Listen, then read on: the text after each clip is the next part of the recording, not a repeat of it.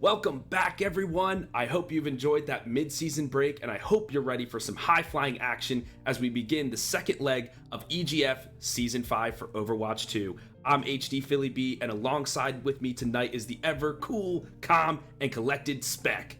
With the start of the second leg, Spec, what are some of the things the viewers should be looking out for tonight? I mean, everyone's going to remember that, since the last season ended, since this one began, there's been a couple of changes to the balance of Overwatch. Of course, Malga was added to the game, and he's been terrorizing ranked for more than a couple of you, I fear. But I want to get it right out the gate here. I don't expect to see any Malga. He is pretty strong right now, but in organized play, not really the same. It gets counted out very, very easily, so 90% certain we won't be seeing that. Instead, Ramatra and Sim are going to be the tanks of choice, I think. So any variation from that is going to be the interesting thing. And between these two teams, University of Connecticut and Marquette University, neither of them stylistically, I think, want to go towards the Malga anyway. Considering what Rich 41 last season was doing on the Sigma, I don't see why they try and vary from that at all. And Malga comps as well, they really don't favor any Mei. And when UConn have a Mei of the caliber of Kelp, again, you don't want to go away from that. So they are not going to be playing anything to do with the fresh hero, the Samoan gunman. And Marquette University, though I haven't actually cast them before, I don't expect them to do anything of the like either. Yeah, our first matchup of today is UConn, who ended the first leg with 4-3 as their record, and Marquette ended at 1-7. We know that UConn is sort of that gatekeeper team for any team that kind of wants to break through to that upper echelon of this EGF conference. So they do have some solid wins under their belt against RIT and University of Hawaii. So let's see if they start off that second leg right tonight with a nice victory. So Marquette, on the other hand, they had some time to polish up some of the things that they did in the leg one. So I want to see them come out on a hot start tonight. We just did the map pool here for everybody. And so we're going to hop into it in just a second. We're going to start off with Control. Oh, sorry about that, everybody. Looks like the rosters will be coming forward. There they are. So as Spec mentioned, we do have Kelp, who's an ever proficient Mei, and then we do have Axehand, who's been one of the proficient DPS on the side of Marquette, and Mickey, the main support for Marquette as well, who does a ton of healing for their team. So definitely two folks to look out for on these squads tonight. Yeah, I'll be paying particular attention to them. Thank you very much. But really, I think the thing about UConn that impressed me is that while their individuals are really strong, it was more the fact that there is no weak link on the side of the Huskies. There was no one who was ever getting exploited, even under some pretty high dive threats. So, I think that whole collective power is going to be a tall task on Marquette to try and upset. From them, it is going to have to be a bit of an individual effort. Someone is going to have to go above and beyond, and if Axehand can put on, just a stellar DPS performance, that could be a great spanner to throw into the works of the Huskies. Yeah, absolutely. You have to imagine that each team is kind of connected by an invisible string. So as one character is moving forward, everyone kind of moves in synchronization to that point, right? And that's when the team doesn't move in that synchronized format is when other teams can exploit that gap. And something that UConn does so expertly is move together as that team, which is really good for some of those brawl compositions, the dive compositions as well. So like you were mentioning, with Ram, who could kind of go between poke and also brawl, that's going to play into them very well in that regard. So with that being said, our map pool is now up on the screen for everybody, and the first place we are going to tonight is Nepal. Love to see it.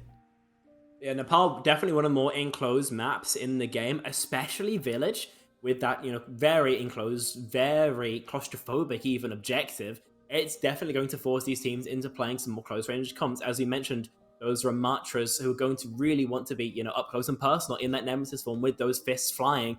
So I think this is a very fun map pool, and especially going into later into the series. There's variation for everything. Suravasa, a bit of a wild card. Mid and Circuit Royale are going to be very, very strong for the Poke Colosseum. It's brawl pretty much all the way till the end of the map. So plenty of variance in the maps we've got. I think we have a really exciting series potentially on our hands, and I, for one, could not wait to get it underway. Yes, Beck, I'm with you.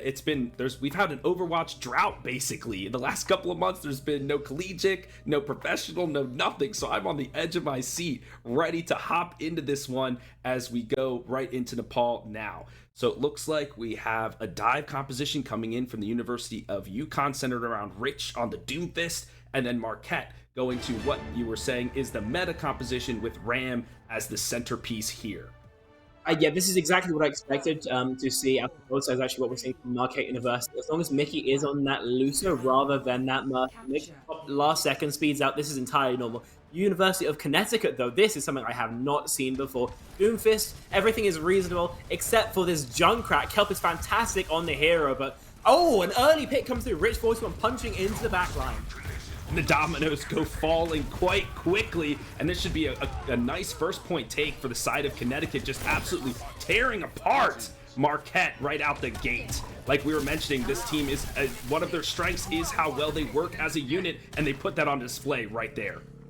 I mean, this junk right here is going to be a huge liability if Marquette University can get deep enough to punish Kelp, but if not, then all these pipes, every single instance of damage is so easy for Eclipse and Rich 41 to follow up on. That's exactly what we saw here, and it's exactly what they're setting up for here once again.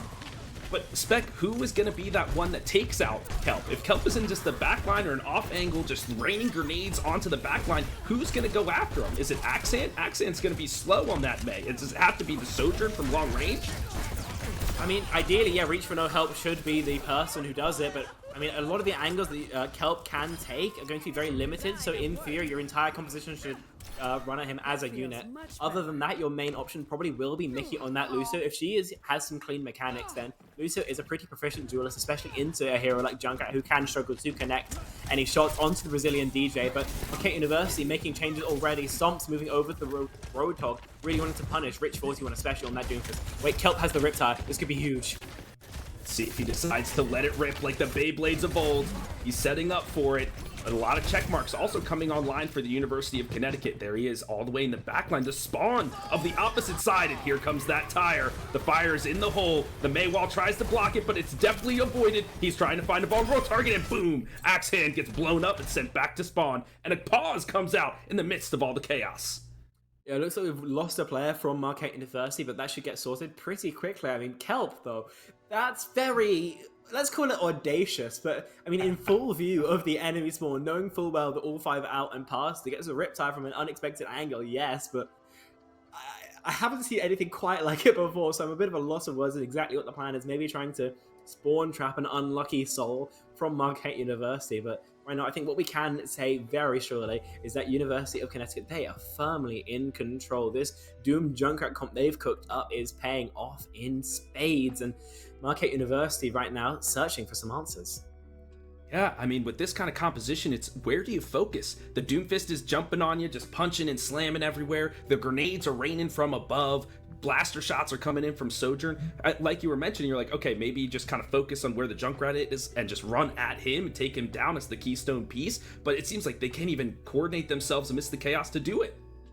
Yeah, I mean, the issue I think with chasing Kelp, and the reason they haven't decided to do that, is just because it takes so much time and so much resources to catch a Junkrat, especially if that Junkrat player is saving those concussion mines passively. Then, I mean, a double mine, and realistically there's no hero in the game who's going to catch up to that. So I understand the idea not to chase him, but I do think it's causing a little bit more harm than good. I think your other option into this is to maybe just try and punish again, Rich 41 on that Doomfist, which they did decide to do in the end. Hasn't worked out for them just yet, but still a couple percentage points left to go here on Village, so still time to get this strat working. I think with the Kiriko elusive, there's not as much sustain, not as much peel, so if Rich 41 is caught unawares, there is a real chance of getting a kill there, and I mean, no tank in Overwatch 2 does spell a death sentence, so hopefully Rich 41, for the sake of Yukon, can, dance around that flame, not fly too close to the sun, and Marquette University, they are hoping for the opposite. So it seems like, was it Reach lost the Wi-Fi connection wherever they're at, and so Yukon so gracefully allowed Zippy to come in for the side of Marquette, so we are getting that player set up and into the server, and it looks like, oh, Zippy is able to connect right in there. That's great. We don't even have to restart the round. So very nice of Yukon. Great display of sportsmanship right there to allow them to reset. Of course, the percentage is still continuing to tick up on the... Oh, okay, everyone has reset now, I'm being told, so looks like the percentage is still continuing, though. However, on the point for the side of UConn, this point might be a wash, this round rather, but we know the control is a best of 3, so whether you lose this one, that's okay. You just got to come back stronger in the next round. But Marquette is not going down without a fight. They're doing their best to just lay everybody that they have on the point to try to contest, but it looks like it'll go the way of UConn in the round 1. Yeah, that it did, and during the midst of the action, it looks like UConn have made some swaps, so Rich 41 is now going to be piloting the Lucio, and it's the main support who's now over to the Doomfist. I'm not quite sure how that happened. They don't seem too certain either, but that does make it a smidge harder for the University of Connecticut to keep this run going. Marquette University, I think, getting off to the wrong foot.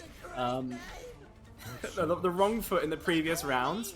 But now everything's more or less sorted out. Once they had a chance to get a bit of a reset, they have a second chance on the second point here of Nepal. It looks like they are just going to play this out. UConn are swapping over to a Sigma composition. Nels, interestingly, sticking on that Kiriko, so maybe not as much sustain as these comps would often have. But going to have to wait and see if UConn are as comfortable on each other's off rolls as they are on their main ones. But I'm not quite sure what to make of this. To be honest, I've never seen anything quite like it.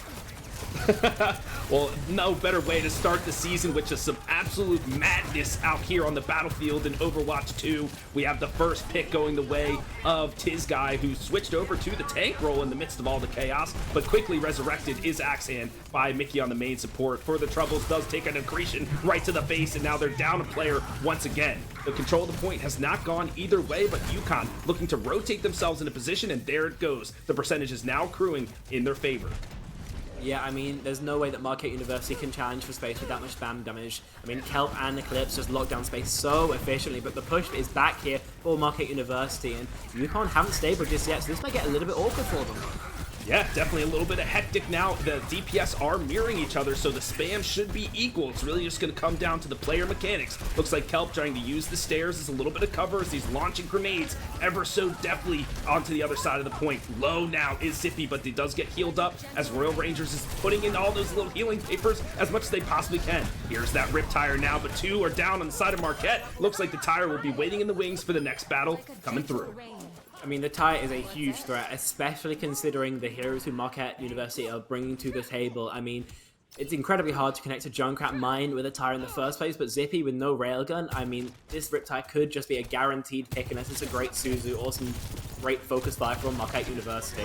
The rest of the ults too are getting closer and closer, but a huge Tire!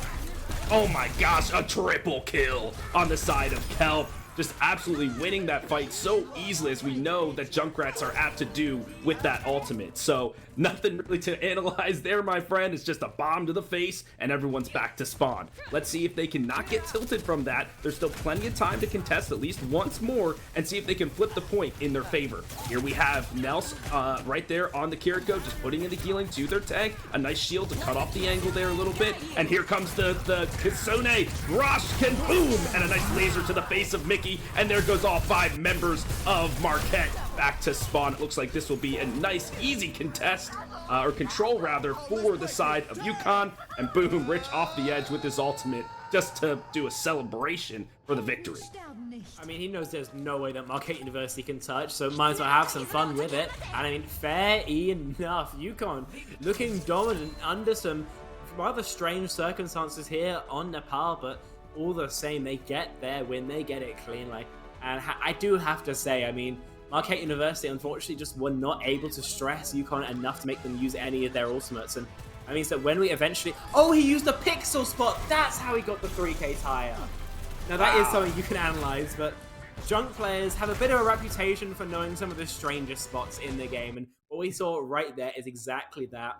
No one will ever think to check that unless you are a Junkrat player. Kelp knows all of them and uses that to catch Marquette University unawares. Oh my gosh, I didn't even know Junkrat could stand up there. I guess he was on just the peg leg portion and maintaining his balance as he let the Tire rip. So a nice little bit of placement. I'm going to use that now, or look for that when I'm playing against a Junkrat in the future. So a nice little piece of tech there on display from Kelp. A nice victory for round 1 on the side of UConn.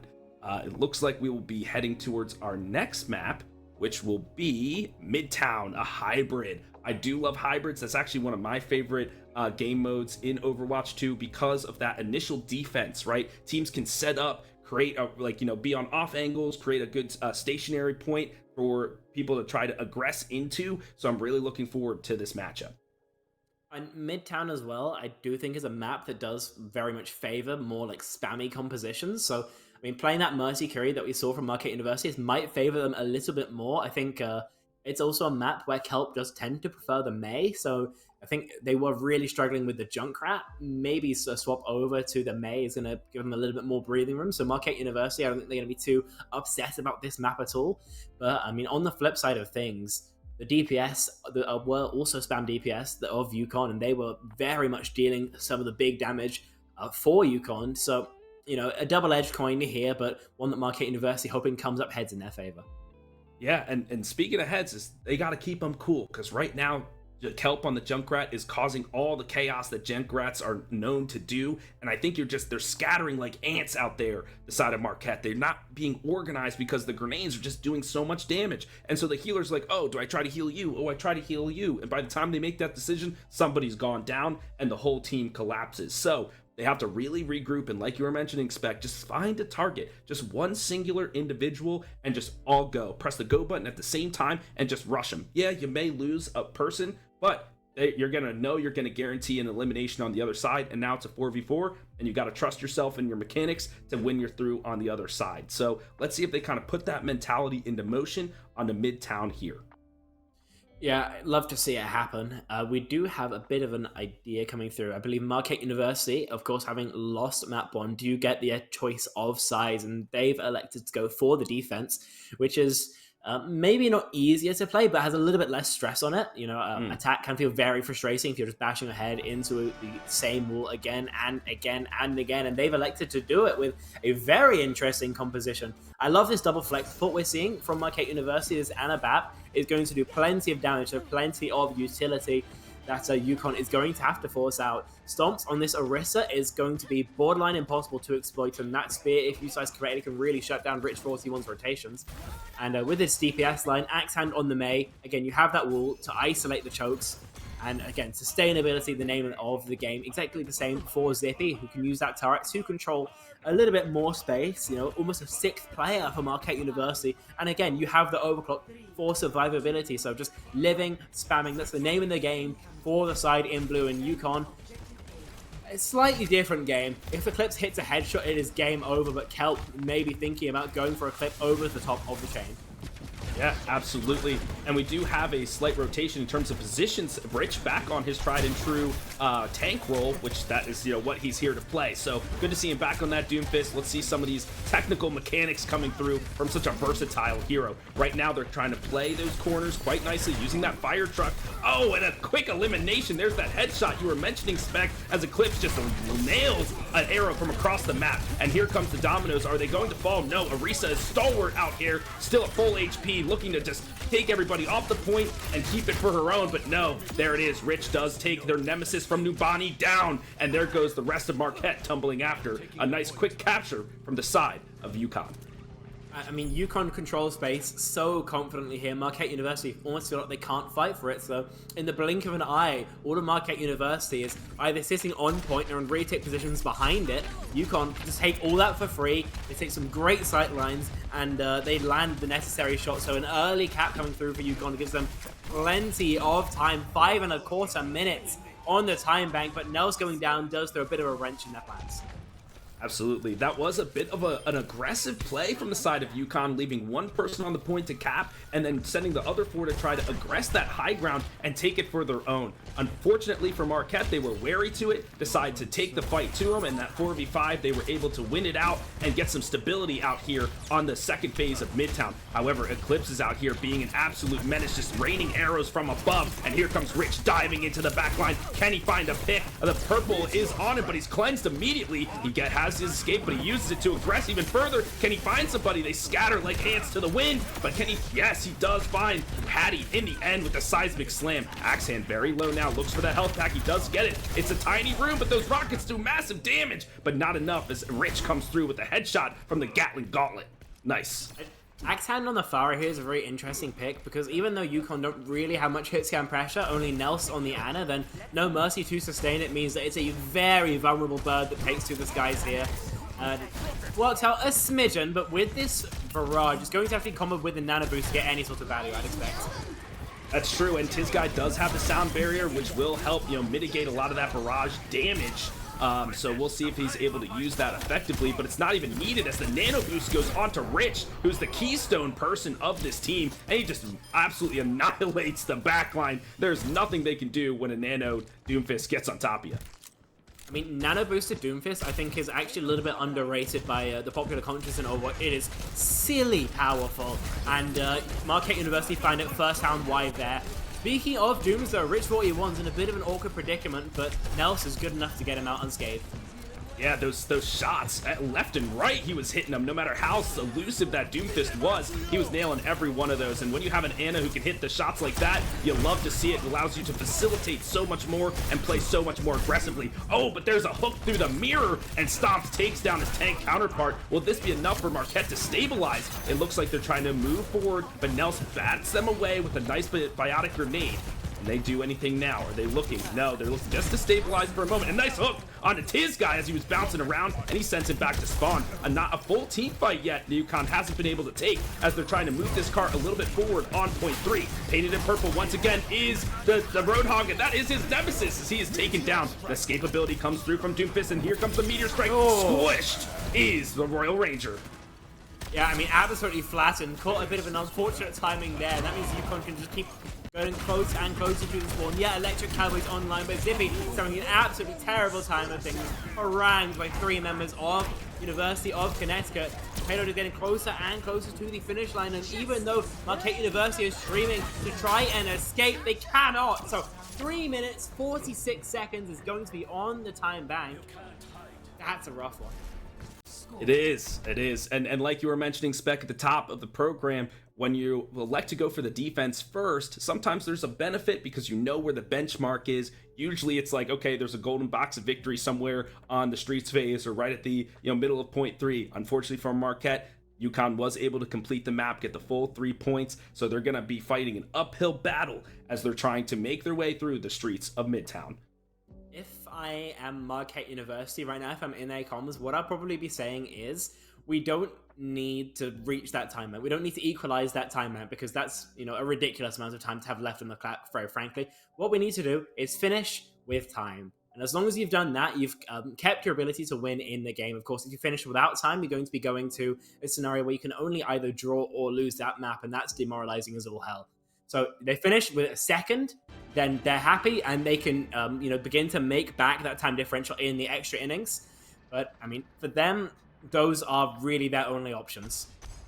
And I think just trying to finish is just a good goal in and of itself. Like we were mentioning at the top of the program, Marquette is kind of on the lower level of our EGF conference, so they're still trying to work their way through, coordinate as a team to battle through some of these very high-level, high-skilled teams. So I think just being able to finish this map against Yukon, a proficient team in this conference, is a great goal and a great self-victory. Oh, no! Oh, that's filthy. That is absolutely filthy from Kelp. I mean, yeah, 2 for 1 outside the spawn. It might not be value, but it's demoralizing as all hell. Psychological warfare coming through from the madman on the explosive expert. And I mean, Marquette University, yeah, they're playing a great comp for the scenario, but they've already been punched in the mouth. But Nels going down there does make things a lot harder for Yukon.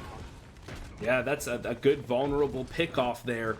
So it looks like they can make it through this choke just a little bit, but that madman is back and he jumps himself over the train. Can he find a pick off of it? No, he cannot.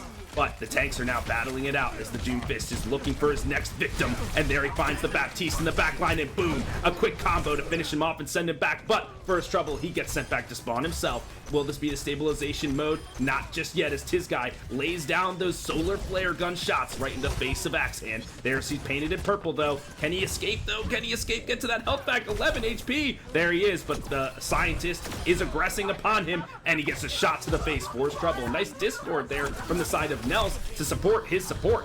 But the battle is not over. Everybody is inside this room cowering for just a moment as the purple goes away, and now they're going to reset. It's worth saying that what Yukon are playing, this Ilaris and Yata backline, is incredibly high damage. It does sacrifice with a bit of a trade-off here. It has very little sustain, especially very little sustain that can be put into Rich 41. So this tank is going to have to play with a lot of lower resources.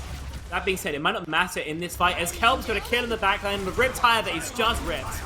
Oh my gosh, where is he going to go with it? Those people are all cowering in this corner, just absolutely corralled into this subway area. Did the tire get eliminated, or maybe just ran out of time and exploded somewhere? And it did get shot. He detonated it on Stomp's 10 and didn't get the kill. I gotcha. That's what happens. There was a good opportunity for it as Yukon was able to corral their opponents into that area down below, but wasn't enough to get the elimination in the end. However, they are able to stabilize this defense and rehold the choke. With a minute and 40 on the clock, let's see if Marquette can make it through and capture point 1. It's a possibility. Rich 41 going down, not the way that I think Yukon wanted to start this off, but that's a cavalcade of kills that we're seeing from Connecticut. The Huskies just too strong. Kelp uncontested, unrelenting, and Marquette University down to a minute 20 seconds making changes. They decided the Sigma's no good. Stonks 10 back over to the Wrecking Balls. I think they've moved towards the 4. Hasn't worked out for them just yet, but already pressuring Kelp. This is exactly what they need to be doing, and it's already a step in the right direction. Yeah, I do love to see it. The high mobility from the Wrecking Ball can kind of get past that choke, but I've never seen a battle take place in this little courtyard. Yeah, I've never seen this before in my life. I don't think anyone's died in that courtyard before, but I think both these teams are innovating right now. Kelp dies again, so does Nels. There's a chance here with a 3-on-5 that Marquette University have a trade, but they need to go quickly. They do, with only seconds left on the clock now. They have to get a touch here. The Bastion ultimate could come online and help save the day. So let's see if he elects to use it soon and how he will be able to get some value from it. Okay, 3 eliminations from the side of Marquette. Looks like they're going to get some capture percentage going here. The ultimate does come out from the side of Axehand to kind of block a little bit of those chokes with that photon barrier, but it now has faded away. It is time for University of Yukon to aggress, and they try to go in with their Transcendence in order to do so. Immediately slept is the Doomfist, but he does come back into the fray and eliminated, though, quite deftly. And there comes the Riptire down, explodes, it takes out 2. No! Devastation for the side of Marquette as they were so close to capturing the point, but it's not over yet as Hattie is trying to battle it out against the chaotic Doomsday Man himself, but not enough as he uses geometry to take down that Ana. The ball is still pestering on the point, though. Does have some of those mines available, but not enough as he gets stunned to oblivion and taken down. Another victory for the side of University of Yukon. I mean, they were made to sweat. Oh wait, they're equal capped! How? How did that even happen? Oh my gosh! I spoke too soon. The quick switch from Axehand onto the Tracer gets the capture point as everyone was trying to troll with their ultimates, and now the cart starts to move with 2 minutes on the clock. Yeah, C9. I mean, what else do you call that? Yukon had everything going their way, all the kills. All they needed to do was prevent a touch for a millisecond, and Marquette University somehow managed to sneak it through. I mean, they're given a brief reprieve and they get to extend play, but already incensed. Yukon wants to go deeper. They're pushing all the way into the spawn. Absolutely, an Eclipse with the Dragon. This is looking like a tasty little pathway for him to use it. For now, he just elects to put the Storm arrows through. 2 eliminations come from the side of Marquette University quite quickly. Let's see if they decide to capitalize on that. Oh no, here's Kelp. He's sneaking. He's trying to find somebody who's unaware. Who will it be? It looks like everyone is getting out of this building quite quickly to get back to the cart and find their way towards the victory box. But somebody, wait. Axehand, he knows somebody's here. He hears the footsteps. The quiet stealth of Sombra. He finds him there lurking. Does he decide to go for the one-shot kill or just follow him? This is quite an entertaining battle. A 1v1 for the ages. There he goes, teleports right onto the hacked health pack to refill himself up. And Kelp rather, is halfway down now. Does put the trap down. Oh, the team now has found him. The reinforcements have arrived. No way! No Is it way. an invisibility cloak? How does that happen? Another tasteful tech from the side of Kelp, finding a little piece of stairwell he can hang on to and takes Zippy basically all the way from 100 to 0 and lets a Riptire go for his troubles as well. Chaos is ensuing in the spawn point of Midtown. What is happening? What is going on? I mean, Axan saw the Junkrat and takes the 1v1 instead of waiting for his teammate to go back and help him. I mean, if you got the ego for it, sure, but somehow Kelp is able to escape, and with some black magic, I know not which, is able to get the drop onto Zippy, even the Bash was staring full at him. A backgammon attempt now from Axan. I don't think anyone's noticed just yet, but Yukon coming back to objective now, and a captive Sun is an unwelcome surprise for those in the objective. Yeah, absolutely. Axan, he's out there to play. He does not want to let anything go down without a fight, whether they're trolling or not. He still wants to try to get as much percentage on the cart as possible, and so he goes for the little sneaky back cap, and the rest of his team is now laying themselves bodies on the line to move this cart forward. The Kitsune Rush comes forward, but the whole hog is just too powerful in the wake of everything that they're trying to throw out. So does he get the Kiriko in the end? Yes, he does. And there goes the Hattie, and that's, I think, the last remaining member of the team back to spawn, and a nice victory there from University of Connecticut. This time, no surprises. The Huskies get their second map win, and they get series point Marquette University. I mean, we saw some absolute shenanigans from both sides of the board, but UConn, at the end of the day, looked very dominant on Midtown. As we head into Surabasa, I mean, we're going to have to see some sort of shift, some adaptation, I think, from Marquette University, because right now we unfortunately just haven't seen the same amount of success that their opponents have. Yeah, it's been a little bit rough. Once again, that coordination has not been there from the side of Marquette, but it's tough when you have Rich on that Doomfist who's just been jumping around. He's tough to nail down. We will be right back in just a few. We're going to head to a quick break, and we'll see you on the other side.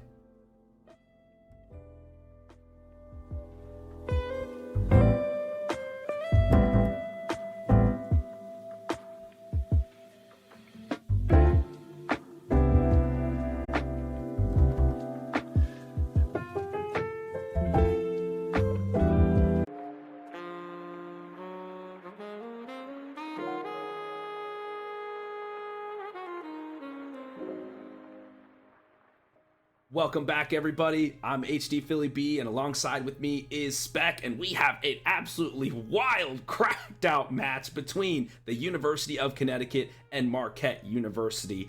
UConn is up 2-0 right now, and as we are heading into our third map, which is the flashpoint of Saravasa. Spec, what are you looking forward to into this match?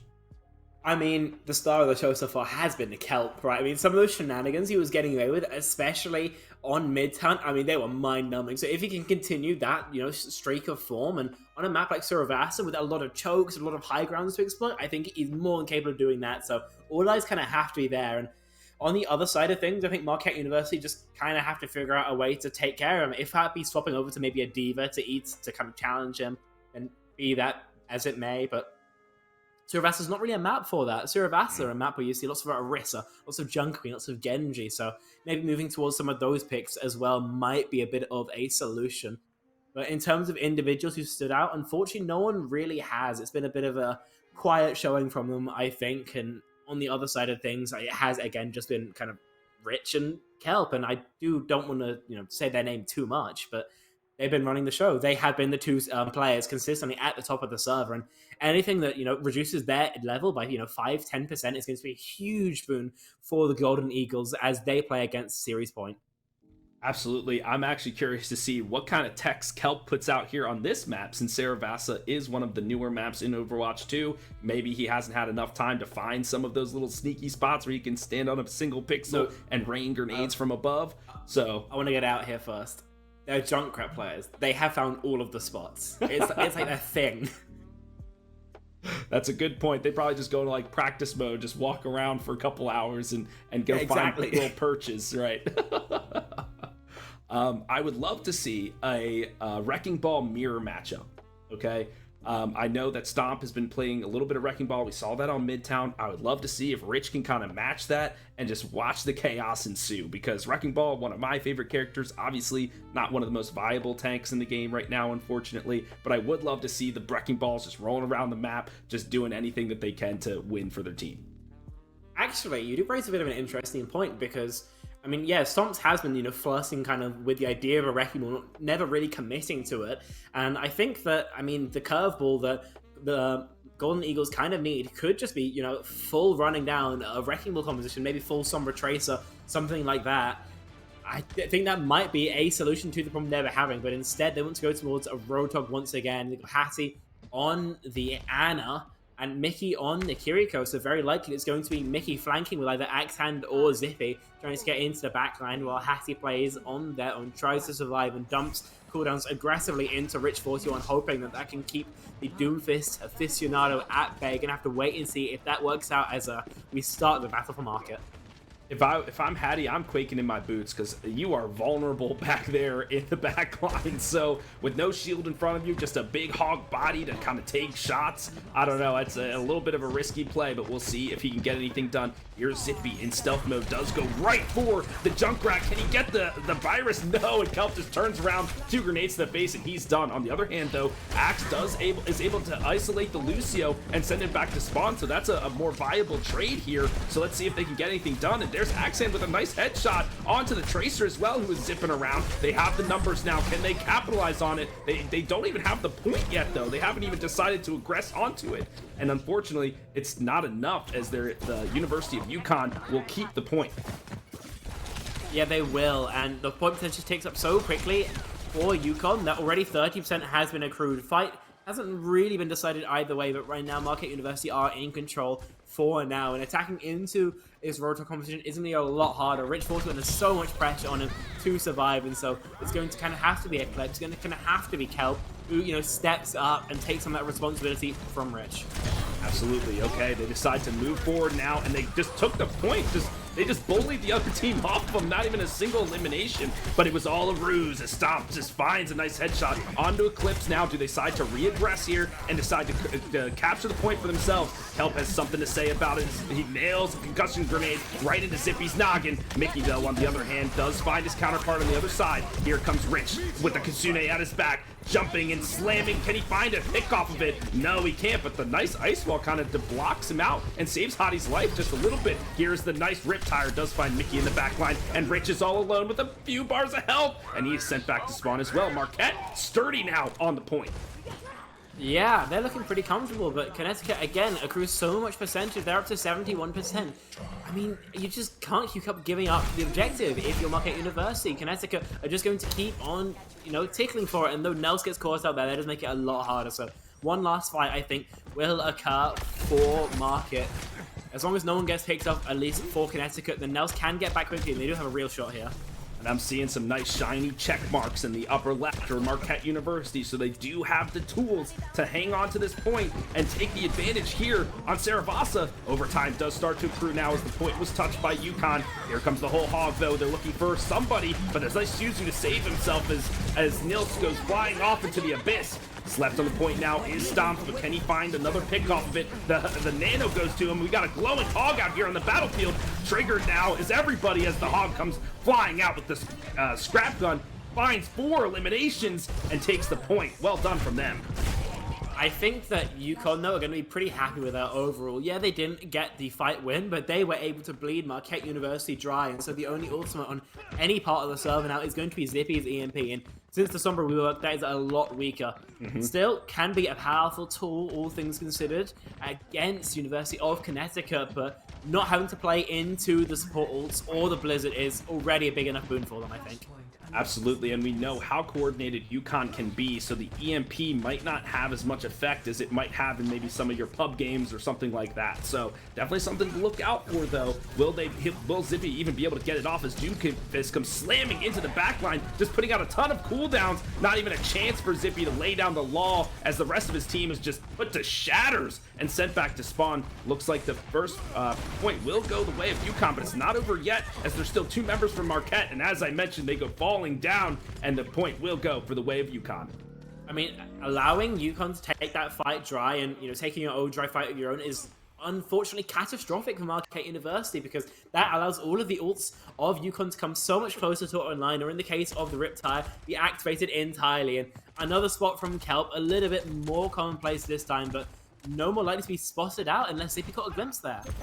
Yeah, who's looking up in Overwatch? People just usually look straight up, and here comes the Riptide bouncing off the walls, and boom! A nice Zippy tech. has the worst time of things. The absolute worst time of things. Tries to teleport out, but that translocation was followed by a bomb on wheels. And Axhan now sent back to spawn as well means that finally Kelp can get the spawn trap he so desperately wanted. Yeah, they're going to look to kind of hold those points here, those little choke points. But also with that bomb spec, it took down the Roadhog's health pretty significantly, and they were able to capitalize that. Oh, almost a squish, but a nicely timed Suzu to keep themselves alive. Mickey still trying to escape, and there we go. The turnaround, it was all just a trap to get Rich back into the spawn room. They have to move forward now as the point is going closer to the capture for the side of UConn. Will they be able to get there in time? No, they can't. And Zippy now is in a really unfortunate spot. The shot's getting closer and closer, and they're taken down entirely. So if UConn can now escape largely unharassed, then they have a great shot going into this next flashpoint. But it is getting awkward. There are still 4 players alive for either side, and it looks like they're handshaking a disengage here. So as UConn get to reach the flashpoint first, Marquette University, they go the long way around. They look for the strong engage, and they catch Nelson on his own. Wow, that is one of the things I do love about Flashpoint, is some of these little skirmishes that happen as teams are traveling in between the different points. And we saw Nils not being as coordinated with the rest of his squad and getting picked off and taken down. However, UConn is first to the point, and they are trying to capitalize. A nice Doomfist punch to the face of Stomp sends him into the drink. Oh, Kelp 1v1ing against Hattie. It's unfortunate. He's in the back line now. Is he going to try to get everybody else? It is possible, but Mickey is there with the healing and the Suzu. Nice to keep his teammates alive. Here comes Axan. Has to be the front line for his team as Stomp makes his way back to the battlefield. Richie finds that it's his time to aggress, and he does, slamming into the back line, followed by the Coalescence. The Kamehameha blasting through everybody, doing healing and damage to everybody on the side of Marquette.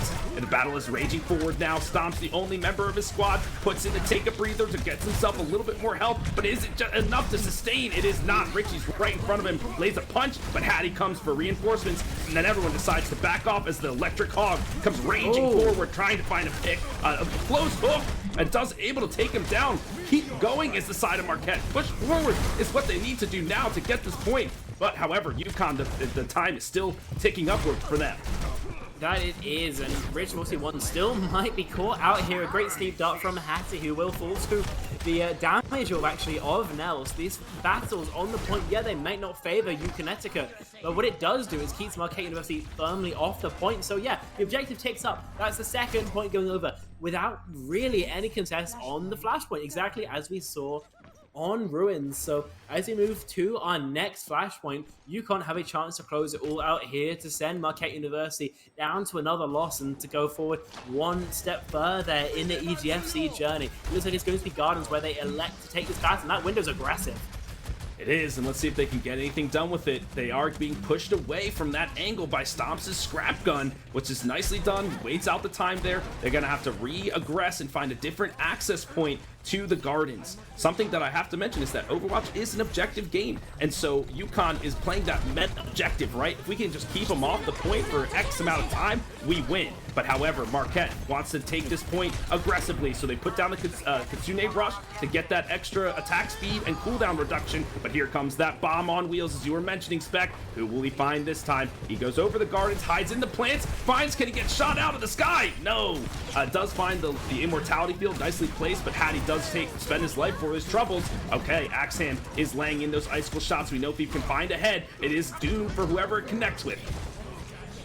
I mean, it doesn't matter if the Riptide connects or not, because Kelp's primary fire is doing all the damage necessary, and 33% accrued to Marquette University. That is very nice, but UConn going to get up to at least 50 before the objective goes back the other way, so plenty of work to do. Marquette University could well have just 2 fights left in this series unless they step up harder. Clips on the Cassidy may well be a weakness, but that Deadeye is really going to shut down any attempt at a protracted battle. You're going to have some great focus fires to take it down. Oh, finally, they capitalize on an aggressive position from Kelp. They find him in that small room, and he is able to be taken down. Zippy tries to make himself go to the point, but Rich is there and wary of it. A nice Doomfist punch into the backline. Everyone's scattering, trying to avoid this Doomfist. He comes crashing down, but doesn't find any purchase with it. He decides to back off for now and regroup with his team as his members are falling.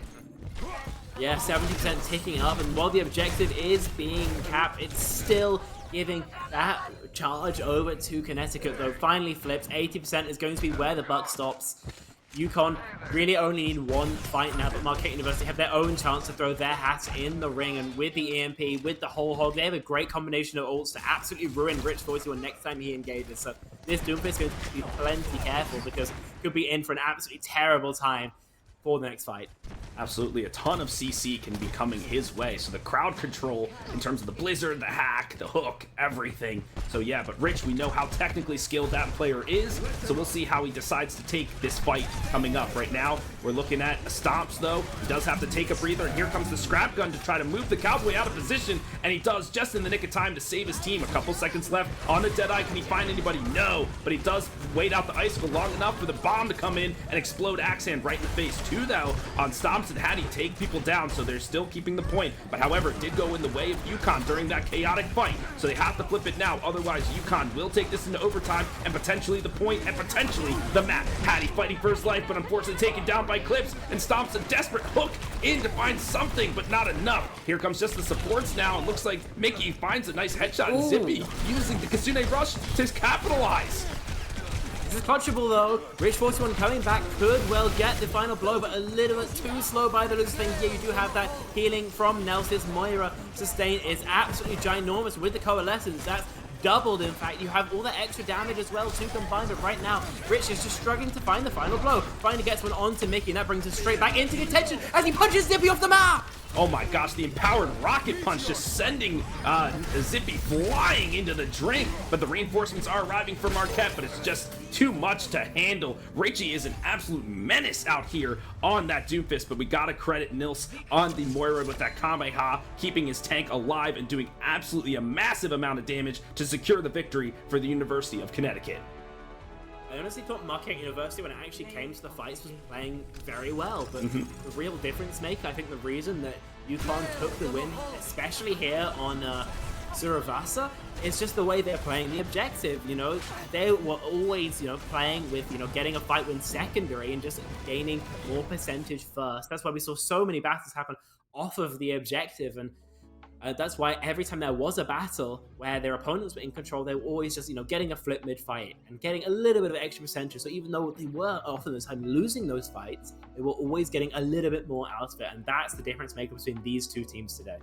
Yeah, and there were some shining spots from the Golden Eagles with the sun at their back, right? Stomps on that Roadhog. Roadhog I didn't think was going to be viable, but they made it work. They were able to get some nice pickoffs on some key errors from the side of UConn, who were playing a little bit aggressively on some of the maps, so that was really nice to see. Mickey doing an absolute job with her timings, just matching that Suzu to save herself from a couple of bombs, a couple of Doomfist smashes, right? So that was really expertly done. There's a ton of technical skill on this side. There's just a couple of teamwork things that I think that they need to coordinate and get together in order to really be a menace in this conference. On the side of University of Connecticut, once again, they are the litmus test, right? They are the ones that if teams want to get into the upper echelon with the sides of UD, Auburn, University of Tennessee, they have to beat this team, and they have to beat them assuredly if they want to stack up against some of those squads I mentioned. Yeah, I can't agree more, to be honest. I think, again, I do want to quickly zero in on something you said there, that the individual quality of Marquette University is high, and I do very much agree with that. And the kind of mistakes that we were seeing from them were never, massive. It was never something like, Wide Peak here Bastion. It's always a little bit more focused on the macro, on the long-term game, and if they, knock their heads together and start figuring out exactly how they want to approach the game of Overwatch as more of a chess game than a deathmatch, then I think they will have a fantastic shot at going deeper into this tournament. But today, just not their day. Yeah, absolutely agree. Folks, we have a fantastic treat for you. We're going to head to a quick break, but when we come back, we're going to have an interview with the main support, Nils, from the side of University of Connecticut. So we'll see you in just a sec.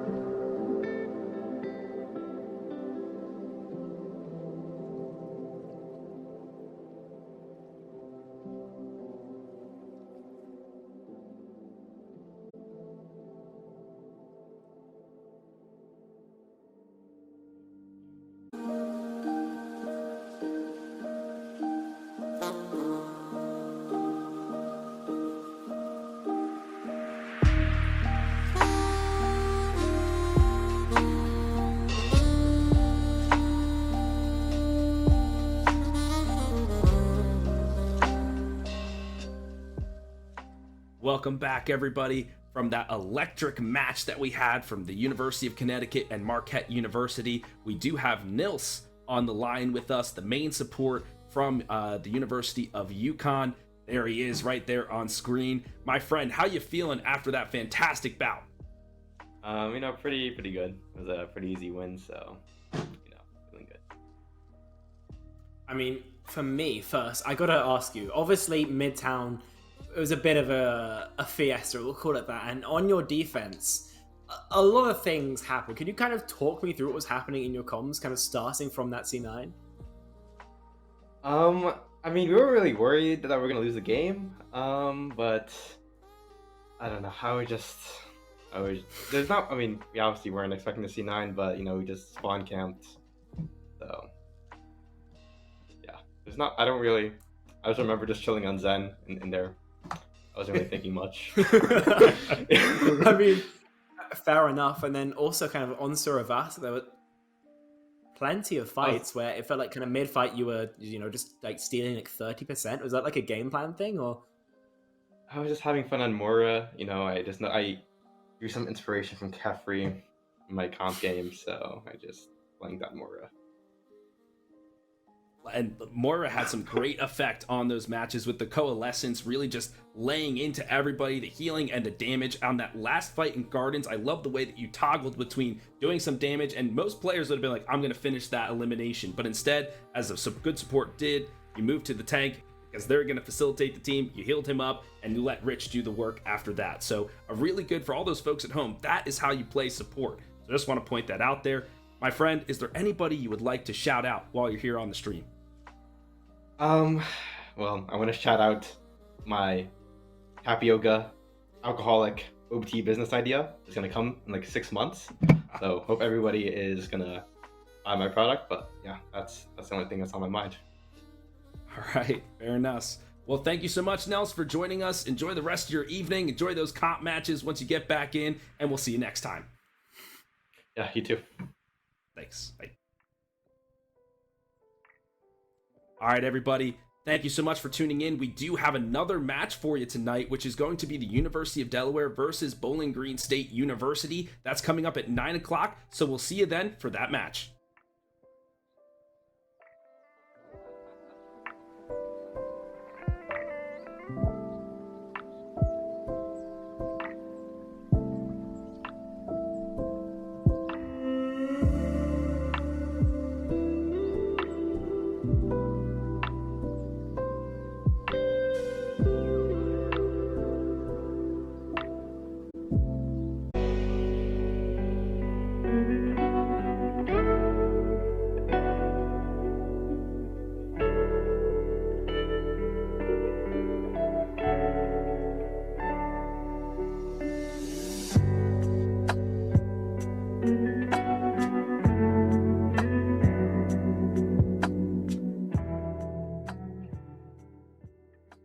Welcome back, everybody. We have another fire matchup between the University of Delaware and BGSU. I'm your host, HD Philly B, and alongside with me is the ever wonderful Spec. Spec, how you feeling, my friend? We just came off the back of one of the most entertaining series I've seen in a hot second, so hopefully this second game of the night can continue that streak. University of Delaware versus the BGSU Falcons. They might both be foul, but only one of these teams is doing particularly well so far. BGSU have really struggled to get off to the right foot just yet, and maybe this will be the shot where everything finally clicks for them. Delaware, of course, they've been 8-1. I believe they have been doing absolutely fantastically in this EGFC season. So a big obstacle for BGSU to attempt to overcome here. Absolutely, the battle of the birds, right? The Blue Hens and the Falcons. So UD currently sitting at 6-1 in our conference, only dropping a match to Auburn, who has just exploded onto the scene, just ripping through the competition, and BGSU at 1-6. So kind of a mirror in terms of the records here for these two squads. However, something that's unique about collegiate esports is that in these midseason, this midseason break, there are some players who graduate. There are some players who join the team. So this second leg could be the new launching point for BGSU to really lift themselves up out of their standing right now. I love to see the rosters right here. Gransko, my favorite player on BGSU, the main tank. He's going to be against Ideal Warrior on the side of UD. So that's a matchup I'm going to be looking forward to. That's definitely always exciting. If my memory serves correctly, BGSU historically have loved to play lots of Junker Queen, Genji, Sojourn comps, and to some success always. If they finally manage to get all the pieces in place, that all the gears interlocking, then it could be a real threat, because all those heroes right now are honestly pretty strong, maybe barring Queen being maybe only an average tank pick, so could be the meta for them. They're going into Nepal.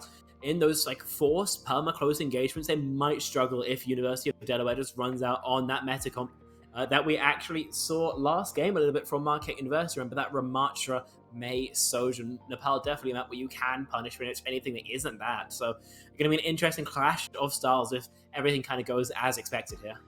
Absolutely, and one thing I think that BGSU might pull out here is the Orisa. I know Gransko really does like that hero a lot. They are proficient on that character, so maybe if they get into a tight situation, they might toss out the Orisa for good measure. So we'll see. Another player on the side of UD that folks should be looking out for is the captain of Hyper. He is an aggressive Lucio. You will see him getting 2Ks, 3Ks, and then jumping back to his team, laying down a sound barrier and securing a fight. So definitely when you see that frog hopping around, definitely try to keep your eyes on him, because he is prolific when it comes to that hero. I mean, I think Lucio's kind of slept on in terms of, the mechanics required to do well. And I think that is kind of the difference maker between the really good Lucios and the just okay ones. It's those who can hit the shots, who can execute those 1v1s, because Lucio at his core, at the highest level, is a duelist. And if Hyper can get those duels going his way more often than not, then BGSU are going to have a huge problem to deal with. Absolutely. On the flip side, though, Night Levels. He is the prime DPS. He's going to be on the Sojourn most likely. He's going to be looking to nail those shots, get that frog out of the sky and back into the pond. So we'll see if he's able to come to some effect here and thwart the advance of University of Delaware. Nepal should be a fire match and an absolutely electric time here as these squads are going to battle it out.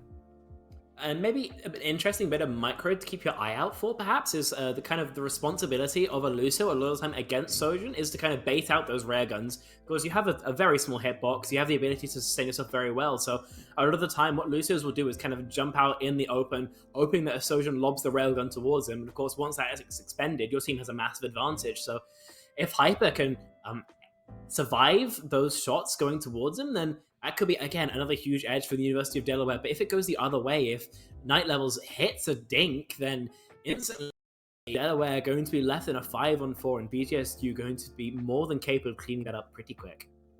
Wow, that's a great piece of analysis. That's why you are the color analyst for our duo, because those are the kind of piece of information our viewers need to hear. So like we were seeing on the matchups there, we do have Nepal, Midtown, and Saravasa, and hopefully we get past that and go to our escort map, which will be Circuit Royale. Maybe we get to see some Sigma play, so I am looking forward to that. Another player to look out for on UD's side is TVD Man. So TVD Man has been on the roster for a long time, has come up through the academy ranks, and has made his way onto the varsity squad. So he's really putting in a lot of work to get to this position. So you love to see the growth and the coaching from the players to get into that top spot. A real tried and true Reaper player, a good May player as well. So those might be some of the heroes that you see him on tonight. Reaper in this economy? I mean, I'd love to see it, but it's not something you see every day. But I believe map is ready. If I heard the producer correctly, Shrine going to be where we are going to be starting. And this a little bit more wide open. You're happy this is the match, but if you don't want your hosting team, they're going to be playing exactly that. You Delaware, and by the looks of things, and Hyper on the Lari, not too often indeed. It'll just be a one swap. They could have went with the double backline. It wouldn't have been hard trolling, but it would have been a bit funky. But full mirror by the looks of things. Actually, no Bob on the Reaper. Carter on the Mayor. I have to say, I do think the Wolf fight a smidge more value, but Bob is more than capable of proving you wrong. And there's that Reaper, right? You were doubting it before. Obviously, this is on the BGSU, but the Reaper is coming to play in this close quarters, brawling matchup on the Shrine here in Nepal. So let's see if some effect can be put forth by Bob. A Nemesis form already brought out from the side of Gransko. He's moving himself forward, but gets really low, has to go into the block, gets walled off nicely from the side of Carter. He's nowhere to run, nowhere to hide, and UD collapses on their enemies here, just taking them down one by one, and it should be a quick point take for the side of UD. The reason I'm not much a fan of the Reaper here is mainly because of his role, of course, as a tank buster, but with Ramacha, especially in that Nemesis form, because you can activate that block whenever you wish, it allows you to really effectively mitigate and control any damage you take, and so there's very little kill pressure onto Idea Warrior, and Bob can't get too much of anything done. Contrast that with the May would have cast that was actually enough to take out Bob. BGSU back here, maybe they've had a chance to adapt, but early on, Gransko forced to use the Nemesis form, not how they wanted to start this fight out. Yeah, and another point is that May has the long range. Here's actually Hyper just boosting his team in. A ton of 1v1s happening all over the map. They've corralled them here into the side, and the Annihilation so quickly built up from the side of Ideal. He lets it fly and just absolutely obliterates the competition. UD holds the point. I don't even think that UD had to invest the Annihilation perchance, but they threw it in anyway, and it put a rather nice bow on the top of that fight, and BGSU have finally made the swap. Bob is over to the Mayors, has decided that the Chinese scientist is going to be the best pick for the scenario, and I am tempted to agree. Ults coming online for both sides, actually, so a conflagration of ultimates is available, and I more than expect to see it here in the third fight of the map. All right, they make a nice little rotation through that side building over here, but it was easily spotted out as Hyper is just everywhere on the map. Here comes the window, caught out by Syrup. Will they have any effect? No, it's quickly walled off. Gransko takes the barrier and moves into position, but he gets low as the focus fire from UD is just too strong. A rail shot goes flying in, but misses the mark. And here comes the Vortex laying into TVD, man, and he's taken down. Okay, UD now responds with the sound barrier in kind as they went down a member. Two folks really, really low on the side of BGSU, and they are sent back to spawn. Folks are trying to escape now, falling left and right as BGSU, and quickly collapsed on by UD. Another point hold for them. I mean, it sucks that TVD man lost the overclock to a stray shot from Night Levels, but what really impressed me in that fight from the University of Delaware was Hyper. Normally, once you see that level of ultimates out from BGSU, the window, the beat, and the overclock, then you'll be tempted to, toss out your own beat, try and make things a little bit more level, but really trusting in his team. There's a lot of belief to try and survive all of that. He's able to wait out all of those ults, and allows them to have their power spike when BGSU is feeling a little bit weaker. So a super late beat pays off massively for University of Delaware. They get a clean 100-0 on Shrine, and as we head here inside, then they're looking to continue that momentum. Comps exactly the same. Symmetra of TVD man going to allow you of Delaware to get to the objective just a smidgen faster. BGSU electing not to do that means that Night Levels at least will be just a hair further than TVD man. And I think University of Delaware now do have a bit of an advantage. For sure. And I think something that's a little bit, underrated, or something that folks don't even realize, is how trust plays into a team's esports, such as Overwatch. When you can trust your team to get your back or make a push when you make a push without even calling out, you can put an unknown advantage into the side of your opponent and take them down quite nicely. So this team definitely has that sort of chemistry. I've been in the locker room, so to speak, with them, and they are friends through and through. So that trust definitely is showing here tonight. Look at the Nemesis form. Ideal just trusting the healers to have his back, and he's laying out those punches, and he's taking his counterpart to town, and right back to spawn goes Gransko. A quick point capture for the side of UD, and not a member lost to boot. Ideal Warrior did a fantastic amount of damage there, up to almost 90% of that Annihilation in just that first fight, and yes, that does have the effect of Nightmare, also very close to that window, but I know which ultimate I would take every day of the week is the Annihilation, so you Delaware are in a fantastic spot already, and pushing into this now is going to be a problem that BTSU have to solve. And I hope they have a counter or somebody who's keeping track of ultimates on that side, because they have to know that this is about to come up. Does he decide to let it fly? No, he does back off, just lays in the punches though, does come out the block for just a minute, but looks like Bransko's kind of sectioned off from the rest of his team, as Ideal is just boom, there he goes. Now the complete separation as the supports go scurrying away, but the nanobots are just laying into them, eating them bit by bit, and Hyper just zooms out in front of his tank and takes down his counterpart. A team kill for UD, and they hold the point once again. The thing is, ults that fast are actually pretty hard to ult track, especially if you aren't, counting by numbers, if you aren't accurately doing the calculations in your head, just kind of going off of vibes like a lot of players do, then yeah, you can get caught unawares by that, and Ideal Warrior utilize that to great effect, just running into the backline here. BTSU do have an ultimate advantage here, but the angles are still very much favoring UZLM, means that this fight maybe is 50-50. This is really tight, but Gransko does have the Annihilation. A slew of ultimates let fly by BGSU, the barrier, the beat, and the Annihilation coming through and just taking UD to town. See you later, and they're all sent back to spawn, and a nice team kill from them, but an expensive one at that. This is a concept which some, coaches of the game like to call cheating, where you skip taking map control, you skip going through all the regular steps to take a fight, and instead just throw ultimates to the problem. And yes, it does win them this fight, but the next fights with only the overclock going to be a lot trickier for BGSU. So they've set up their own Crucible. Now they're going to have to see if they can beat the heat. Yeah, 2 offensive ultimates on the side, and there's the Blizzard. There's the little snowball is tossed in. All of the cooldowns being used to keep Bob alive, but it's just not enough, as they forced out the ice block earlier because they walled Bob off, so he had to use it. Here's the overclock now. Can they find any purchase? Nice. TVD does find something with the disruptive shot as he lets it go right into the Nightmare's face. The Nemesis form, though, from Ideal Warrior punishes his counterpart, and UD bullies their way back onto the point. The percent will start accruing in their favor quite nicely. That Blizzard was cruel. Seeing that Bob was already in ice block and just throwing it right to his feet means there's no way that the May player could escape. That's a free 5-on-4, and that's a scenario that University of Delaware are not losing any day of the week, especially when they invest PvD Man's overclock to make sure it's not the case. And last fight territory here, you have to sprint to the point, and they have the window to make it a little bit more dangerous. Absolutely, UD has come to play. They're not, goofing around as we saw in the last match. They want to take this fight, and they want to take it now.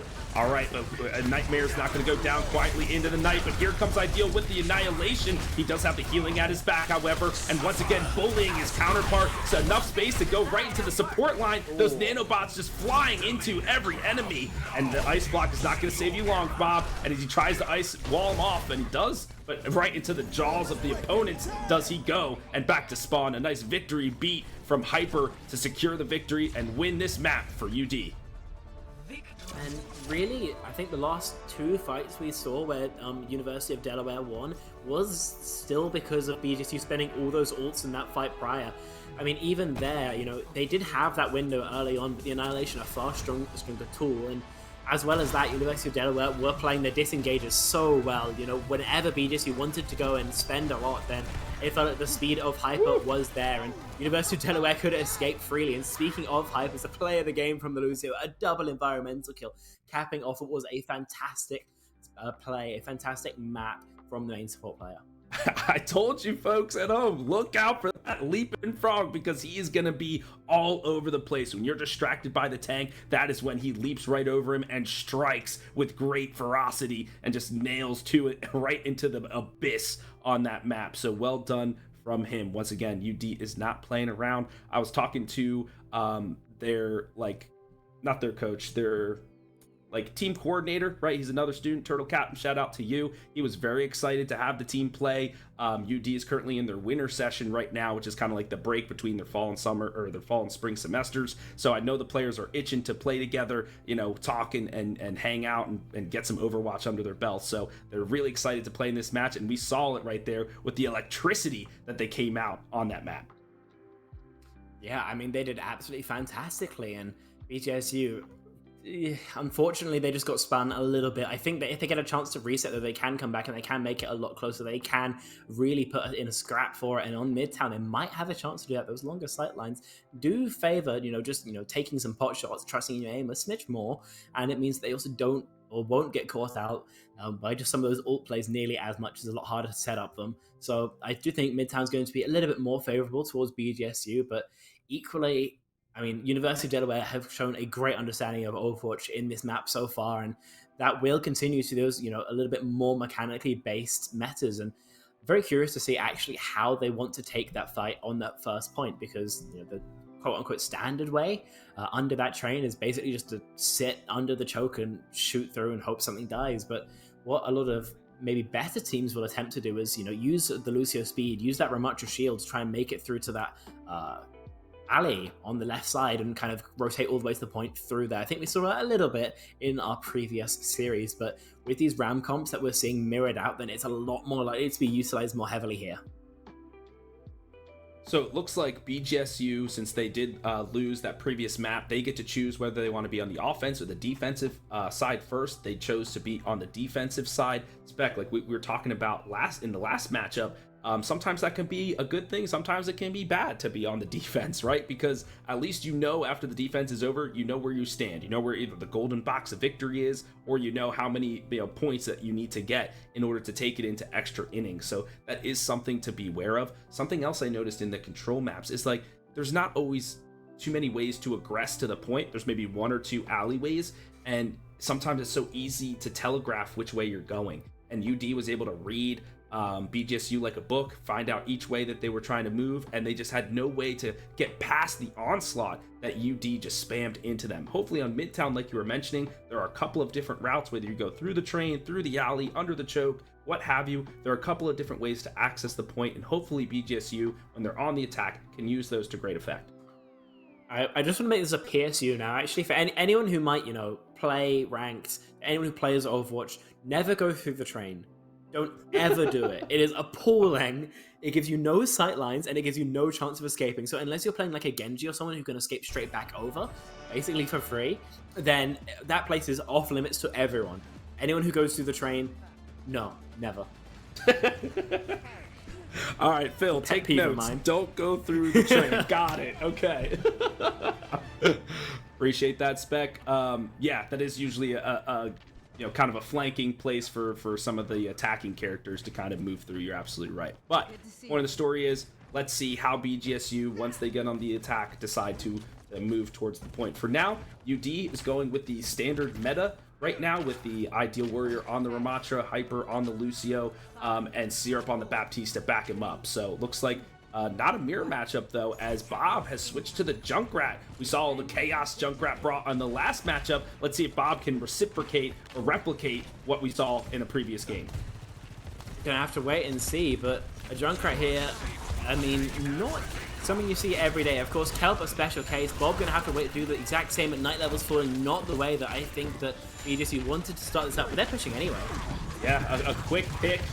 Syrup, on that Baptiste can lay in a hell of a lot of damage and just shows it to the crowd there. Carter does follow up on Bob now and just lays an icicle to the noggin, so UD is going to aggress upon this point. They are capturing it so quickly now as they just bully the rest of BGSU all the way back to the bridge. It's so aggressive, and that's exactly what you love to see, just committing through the choke instantly, and BGSU not really set up to respond to that level of aggression. So a 5-minute 40-second timer, even higher than what we saw in that previous series. And Ideal Warriors pushing forward, just trying to make every single stagger kill her, and Bob falling again. I mean, it's getting brutal here. Yeah, and once again, this shows the mind meld that Ideal and Hyper have. These two lads, they are good friends, good buddies. They're hanging out, they're playing all the time. They just have some odd sync that they just know how to aggress at the same exact time, and they put that on display right there as they took that high ground. Oh no, walled off is Gransko. Can he escape? He uses the Nemesis form to sustain just a little bit as his team decides to reinforce. Now the Annihilation has been let fly from the side of Ideal Warrior. He finds one, he finds two, can he find a third? And he does. A quick cleanup from the side of Ideal Warrior with the Annihilation. Oh no, can he get a stagger? He can. There's no one to teleport to. Oh no. Yeah, that's brutal as well. The payload's going to keep moving all the while. So, I mean, Delaware on track to absolutely record pace. If BGS, you can take a slow fight here, they can charge some of their ultimate, and they can begin to leverage the power of their check marks. Pass. Delaware, they're going to classic category. All right. With that, the press Q to win is coming out from both sides as all of the ultimates are just let fly. Hey, that's okay. You were lagging just a bit there, Spec, but we What's up? Okay, all right. UD has come out. Yeah, I mean, I think it's said, and if you just they're in control once again, but Delaware can reaim there on those DPS sorts of Kali, man. They are going to be terrifying to, and especially to sustain. So it's going to have to be a strong Suzu from Nightmare and Evan VP saving that amp it up for the disengage. All right, folks, I think we're back to our regular scheduled casting duo here as we're facing a little bit of lag. Ideal Warrior once again moving forward. The snow globe comes out from Carter, and it's Christmas time out here in Midtown as the snow is flying, but TVD is raining plasma shots from above as he's looking for a pickoff. Does not find any, has a little bit of damage, does eventually find Nightmare with a just standard rail shot, and will the rest of the team come tumbling there afterwards? Yes, they will. Gransko does go falling down. Ideal finding a 2K there and finishing the team kill. It looks like UD will cap point 2. I mean, it does suck a little bit that they had to slow down their pace, but 3 minutes on the, or 4.5 minutes even on the time bank, very comfortable for them. And holding all this forward space only going to make it harder for BGSU to try and, begin contesting the objective. So right now, I mean, Delaware, they're loving life right now. This Annihilation, again, has no tools, especially because Nightmare on that Kiriko doesn't have a sleep, doesn't have an anti, nor even a lamp to try and keep people alive through it. So very few tools to try and shut down Ideal Warrior. It's just going to have to be Focus Fire and a beat to try and sustain.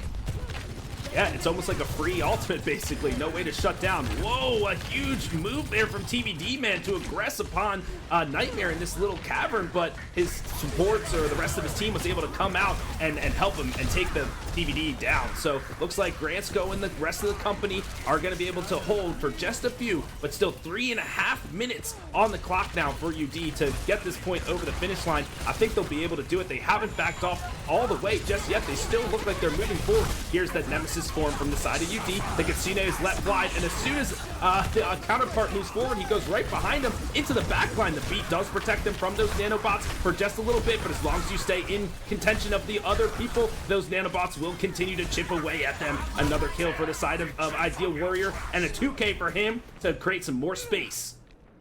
Yeah, great job from Ideal Warrior realizing that you don't have to go ham with the fists all the time. Instead, it'd be more effective just to hold that block, keep that Annihilation online, and once the beat has begun to fade, then going in for the fist. So huge disruption, huge damage. BGSU shut down, and now it's last fight territory.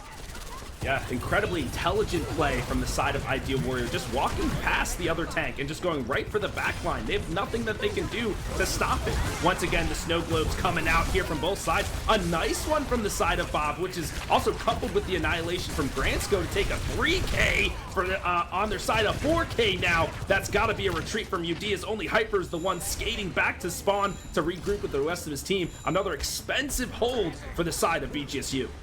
Annihilation is a fantastic ult to clutch a fight. That's exactly why we see just there, combined with the Blizzard as well. Too much area denial. Delaware nowhere safe to place their feet, and so they do slip over and fall. 2 minutes left on the bank. Still plenty of time to get a cap, but only the overclock to bring to the table. Might be a smidge harder than they would have wanted here. Yeah, absolutely, but they're... Oh, no! Gets sniped as TVD, man, by his counterpart. UD has to back out here, knowing that that's the only ultimate that they have in the bank. Now, Syrup with the window does come online, but no, UD does not want to back out. They decide to move forward, hold this little side corner here, take a little bit of cover, just try to spam and get some of their other ultimates online. They know that if Ideal can get that Annihilation, he'll be able to get some good damage out of it. Really low he went, but a support coming clutch once again. He's moving forward, 90% on his ultimate now, and then a kill somehow onto Bob, right to the head. The Kitsune rushed to try to counter, but it's just not enough as the team was so low. The healing could not come through for the side of BGSU, and now Ideal just has free range to pick apart the supports. Can he find them? Yes. The Nemesis form comes through, but a desperate beat from Evan BP to keep himself and his other supporter alive, but it's just not enough as there goes Carter laying down the Blizzard to lock everybody in place and the nanobots to boot. The UD is saying we can do the same to you and do it even better. Here they do to cap the point and take Midtown here with 55 seconds in the bank. I will say it's a fantastic job from BGSU whistling down that time bank to as low as they got it, considering what it was at 1.4.5 minutes as it entered the end of second point. I believe it was almost 6 just after they capped first. So fantastic actually from BGSU considering how they started that map out. But at the end of the day, a completion is a completion. University of Delaware, they can pat themselves on the back with the success they've just garnered. BGSU, though, a completion is within their grasp. Their time bank is manageable, so they're feeling relatively comfortable as well, all things considered here. On their attack, though, we have to see exactly how they elect to do it, because we saw how University of Delaware cracks that particular egg. That was just speed, aggression, and trading out pretty well, so they could go for the same, but with Bob on the Reaper, actually, that looks like exactly what they want to do and just hope they don't get hit by a bad Naval. Little do they know, though, University of Delaware have totally changed up their comp. On the double flex support, double hit scan, they want to play that range, they want to play that poke, and they want Ideal Warrior anchoring the choke. So it's so much spam damage to walk through, but if they get on top of pretty much any of these players from Delaware, then they have an easy job taking them down. Another thing I want to talk about as well is that BGSU, they've been playing almost exclusively with Nightmare on the Kiriko. And while Nightmare has been pretty strong on that particular hero, maybe an issue that Kiriko has that she doesn't have all that much sustain. So Grant Skull can't take all that much damage compared to a Baptiste that would be, the standard here. So that's something maybe to keep in mind. Nightmare's going to do a lot more damage. That's Suzu as well, a very powerful utility, but not enabling Yorumachi as much could be a bit of a full step in this economy.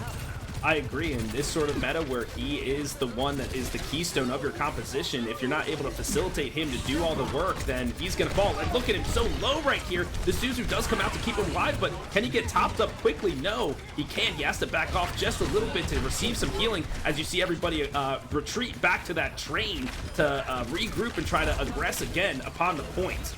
But no, UD is just taking any stragglers down. A nice shot there from the Iliadi to send the Evan BP back to spawn, and everybody has to retreat and regroup. Double flex support backlines are a little bit out of fashion right now, especially due to kind of what the meta likes to be, but they're still very strong. They're still incredibly tough to push into because of that control of angles. So second attempt here from BGSU, but Syrup coming close to that window is going to be a looming threat on the horizon. They're going to have to overcome somehow.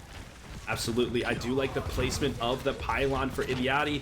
Right there, just keeping everybody in the back line up. And you don't see Idiati very much, so I do enjoy seeing this play at a high level here from the side of Hyper, having a little bit of fun with it in this matchup. The check marks are starting to accrue for both sides now. We do have Carter with the Dragon Strike. When does he decide to let it go, launch it right into the depths, right into the teeth of the other side? But right now, he's putting in the Storm Arrows, he's reading the flank, and a nice rotation, and there's the Dragons right into the heart of BGSU's rotation, but it's not enough to get anybody down on the side of it. Bob is able to go into the backline and take out Syrup, and that's the main keystone that will have UD crumbling to the ground and back to spawn. It could be a cap for BGSU at this point. What? A sun? Captive Sun coming out? No way. It just has to be an escape for the side of Hyper. He's stuck now in the train. He's looking for any snipe that he can and try to take Nightmare down, but a nice piece of tech there as he's crouching to get past those shots. Yeah, that pylon very strong, allows sustain from both ends of the train. The re-engage actually here for University of Delaware. They've got ults to try and fight for this, but I'm not quite sure they have the numbers. Syrup falling first, not the way they wanted this to go, and with the Annihilation forced out, honestly, I think Delaware have done their duties here. Any extra time burnt off is nice, but as the objective goes the way of BGSU, then Payload can start moving. I do have to say, that Captive Sun kind of implies that Hyper's looking to swap, and a swap here I really wouldn't mind, but looking like they're going to stay actually, so we'll be curious seeing how that will play in the future. Not as many angles to control in the second and third portions of the map. Yeah, this is actually a tighter matchup than we anticipated BGSU only 1 minute and 50 seconds slower than UD in terms of capturing that point. So that's really good in terms of how quickly they decided to capture that point 1 on Midtown. But now they have a difficult task of capturing the high ground and taking it from UD, and they're not going to go quietly into the night with this one, as Ideal is sustaining quite nicely on this Orisa. They try to go into the backline as Hyper is vulnerable on the Yati, and they do. They take him down quite nicely, but TBD, man, is trying to do as best he can to keep his team in the fight. A parting gift, a headshot to the face of Bob, and Carter zips in and switches over to the Tracer, quickly improves a pulse bomb, and takes out Night Levels in the back. He's a menace now, just laying shots into Evan BP. Evan BP is trying to disdain, trying to jump around, doing the best he can to stay alive, and everyone on the side of Bowling Green is trying to get out, but will they get out with their lives? Yes, they can. A nice little parting kunai to the head of TBD, man, sends it back to spawn. This might be a go button here now for the side of Bowling Green, but the window comes out from Syrup to on this high ground, and it's a nice purchase point for the spam to come through for the side of UD. Oh, Evan PvP, not what BGSU wanted to see here, all in this enclosed room. Ideal Warrior has to be considering the ultimate here, but the Terror Surge not necessary when the Kitsune Rush is going to be invested as well. A huge loss of BGSU as they get cleaned up by the Overwatch of TBD, man. Back to spawns for them, 4 ultimates online, only the 2 of University of Delaware, but there's some great combos online. They can either wait for Caster to charge into that pulse or just rip it with the Terror Surge into Captive Sun, because those ultimates have some great synergy. Unless there's a fantastic Suzu from Nightware, there's not really anything that BGSU can do but fall there. Re-engaging here. BGSU know that they have the onus, they have the action, they have the ult economy, but exactly what they do with it is another question. That's true. Just because you have the ultimates doesn't mean you can make them use them to great effect. The Terror Surge goes right in there, and there goes Bob with the Janitor ultimate, and a nice Death Blossom right into the heart of the University of Delaware, taking down 2. Oh my gosh, they have to retreat now. TBD on the back foot, just sliding away, doing the best he can to stay alive, but the cart is moving ever so closer to that point 2, halfway now, but only a minute and 10 seconds left on the clock. UD definitely has enough to get in another fight, at least, maybe 2 even, before the point is captured, so they're feeling like they're in a good spot. Carter lets a pulse bomb fly, just misses barely on the side of Night Levels as he slides away. Gransco does have the Annihilation now. When does he decide to launch it? Those nanobites will be biting, they will be hungry, and they're looking for flesh. When is he going to decide to use it? The Nemesis form, and as he gets low, he decides to let it fly and gets taken down immediately as Syrup says, "No thank you, sir," and just sends it right back to spawn. But the BGSU is not out of it yet. A couple of kills coming through on the side of Night Levels. That Pulse Rifle is just annihilating the backline of UD, but looks like Ideal Warrior is still up on that Oriso. So much sustain, and just a couple cleanup kills now. Does he have? And he does. There are 20 seconds now left in the clock for BGSU to take point 2. A touch should be possible, especially if Evan PP is clean with the movement, and indeed he is, but a good fight, different matter entirely here. Just have to get everyone going as the clock begins to tick down, 10 seconds left to go, and they have to get on the objective.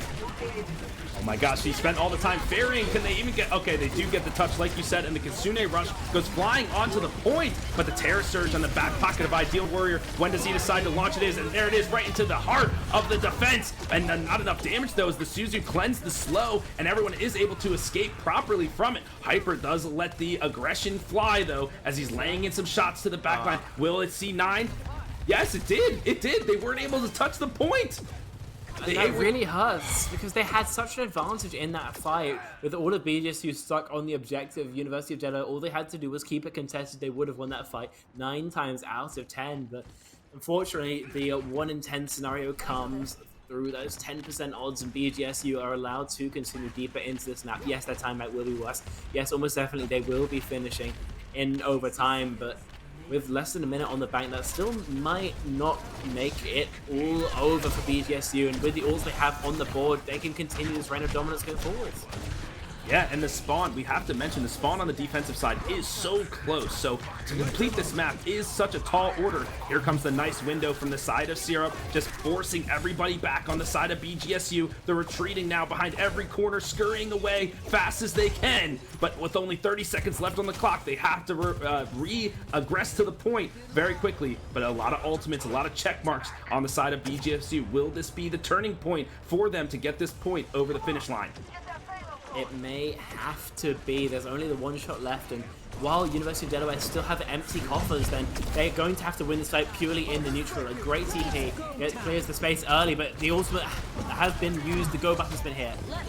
Oh my gosh, just the Hellfire shotguns just doing so much damage. Here's the Captive Sun. Does he decide to let it fly? He does get a couple on it, but I think it's cleansed quite nicely. And then the rest of the team decides to move forward. The Kitsune Rush once again coming in clutch from the side of Nightmare. Maybe that's why they stuck on this hero for so long. TVD tries to land the shots, but unfortunately could not do it. Is this the point where BGSU can get to the end? It looks like the golden box of victory is in sight. A nice boop to keep Syrup off, and yes, they complete the map. And those, I believe, 5 seconds on the University of Delaware, between 55 seconds and a minute, made all the difference. I mean, BGSU, they finished without time, but they did finish, and that means we do get to see a time bank extension. BGSU can still win the map, and this is pretty much best case scenario for them here. University of Delaware, I mean, it was looking so good for them, but that C9 really was just a big domino with the ult stay blue there. Then they had nothing left for the last 2 fights on the end, moving through the station, and BGSU were able to leverage some of their own abilities just to close that out. So that knock-on that previously brought the end of BGSU's Nepal, now hurting University of Delaware in much the same way. And Spec, I want to get your thoughts on the Iliadi, right? Like, the ultimate is just not as impactful as the sound barrier, in my opinion. And I think there were a couple of times in some of those fights where the sound barrier could have turned the tide for them. Instead, they had a Captive Sun, and it just didn't do as much. I don't think they got any Captive Sun explosions. It was easily Suzu'd away from Nightmare. So what are your thoughts on that? I think Ilari is arguably better on first point defense. 5, 4, 3, 2, 1. Attackers incoming. Defend objective A. All right, yeah, so with that, UD does get to have the defense because they had more time at the end, so I appreciate that perspective there as we were getting our match started. So for all those players at home, good stuff to listen to, but it looks like a nice rotation from the side of BGSU as they want to take this point, and they want to take it quickly. Only 30 seconds left on the clock to capture, get some percentage on the point. A lot of this hit scan, a lot of this spam coming out, and there's the storm arrows, but there's a nice pick off from the side of the Iliadi, and a double kill for the side of Carter, and just an absolute collapse from UD as they read that rotation so nicely, and they did a nice team kill. 10 seconds on the clock in order for BGSU to get to the point. They're switching to the quicker heroes now to try to get a touch if possible, but I don't know if they're going to be able to make it in time. Can they get a touch? It's going to be a sacrificial lamb is Grantzko as he goes diving in. He is a 1v1 now with Carter, and I do like the matchup with Carter right now as he's just laying the arrows into him. He does find an escape, but Iliadi with the head shot BP as he tries to make his way to the point. Now Carter just finding a nice little purchase point to lay in those storm arrows, and I think that'll spell the end of BGS attack in overtime. Yeah, I mean, this is exactly what we expected to see out the Ilari here from Hyper. I mean, you kind of asked me a little bit earlier what I thought of it, and though I might have had some tech issues then, I can answer now. She's very strong on that first point defense. I think arguably even stronger than Lucio, but after that, it does become a little bit of a liability. I think that's exactly what we saw on University of Delaware's defense, but here, I mean, only on that first point, it's an ironclad defense, and now 2 minutes to cap a tick. University of Delaware, I mean, they're kicking their heel. They are feeling so comfortable with how the rest of this Midtown is going to go. Absolutely. I would like to see them clean this up quickly, to switch to the Ramatra Lucio, and just speed boost their way right into the point, take 33% and call it a day. Looks like that is what they're going to do here. So once again, that teamwork, that coordination between Ideal and Hyper, so clean, so practiced over the many years they've been playing together. When that go button, when it's time to press it, they do it in sync. So I'm gonna look forward to that in this coming point here. Yeah, I mean, just the sheer aggression that they used in their first attack really blew me away. There was, absolutely no hesitation. That's something you often don't even see in our teams. So if they can keep that same level of conviction, it's going to be very rough for BGSU to mount the defense. Remember, 2 minutes means that they will have at least 2 fights here. 3 if they take them especially quickly. So U Delaware, they're feeling very comfortable. They have so many chances, so many different avenues to success, and they only need one to succeed. For sure, Evan BP does switch over to the Baptiste to add a little bit of extra utility, a little bit of extra healing.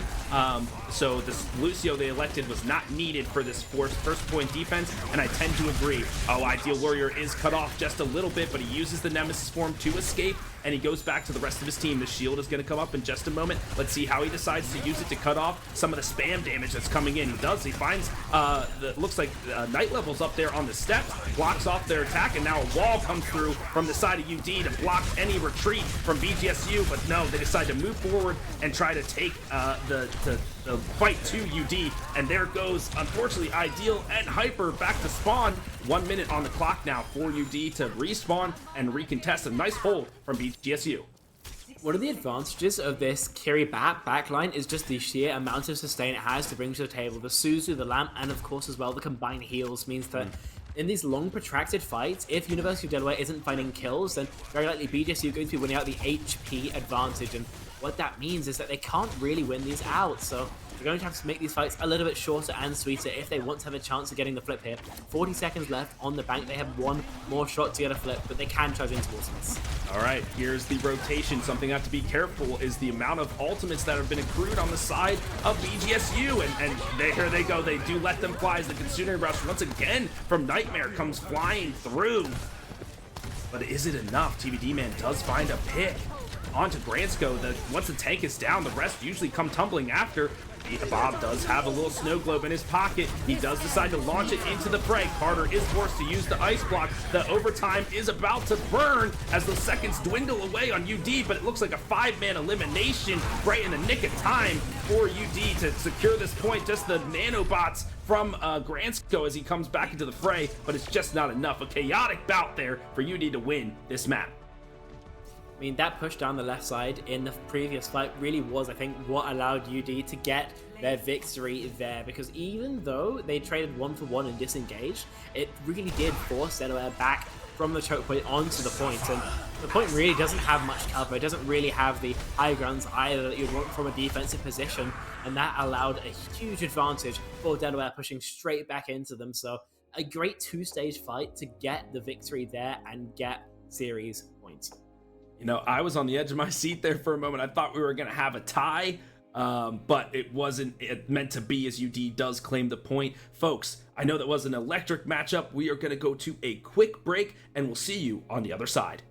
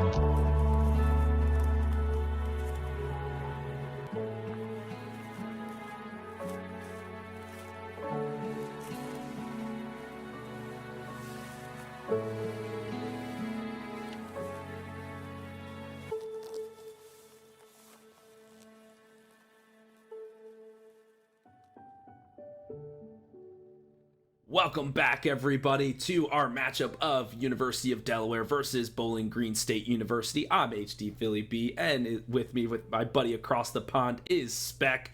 This has been a fantastic matchup. Midtown was an absolutely stunning bout between these two teams, and I'm looking forward to Saravaso, which is our Flashpoint map, coming up next.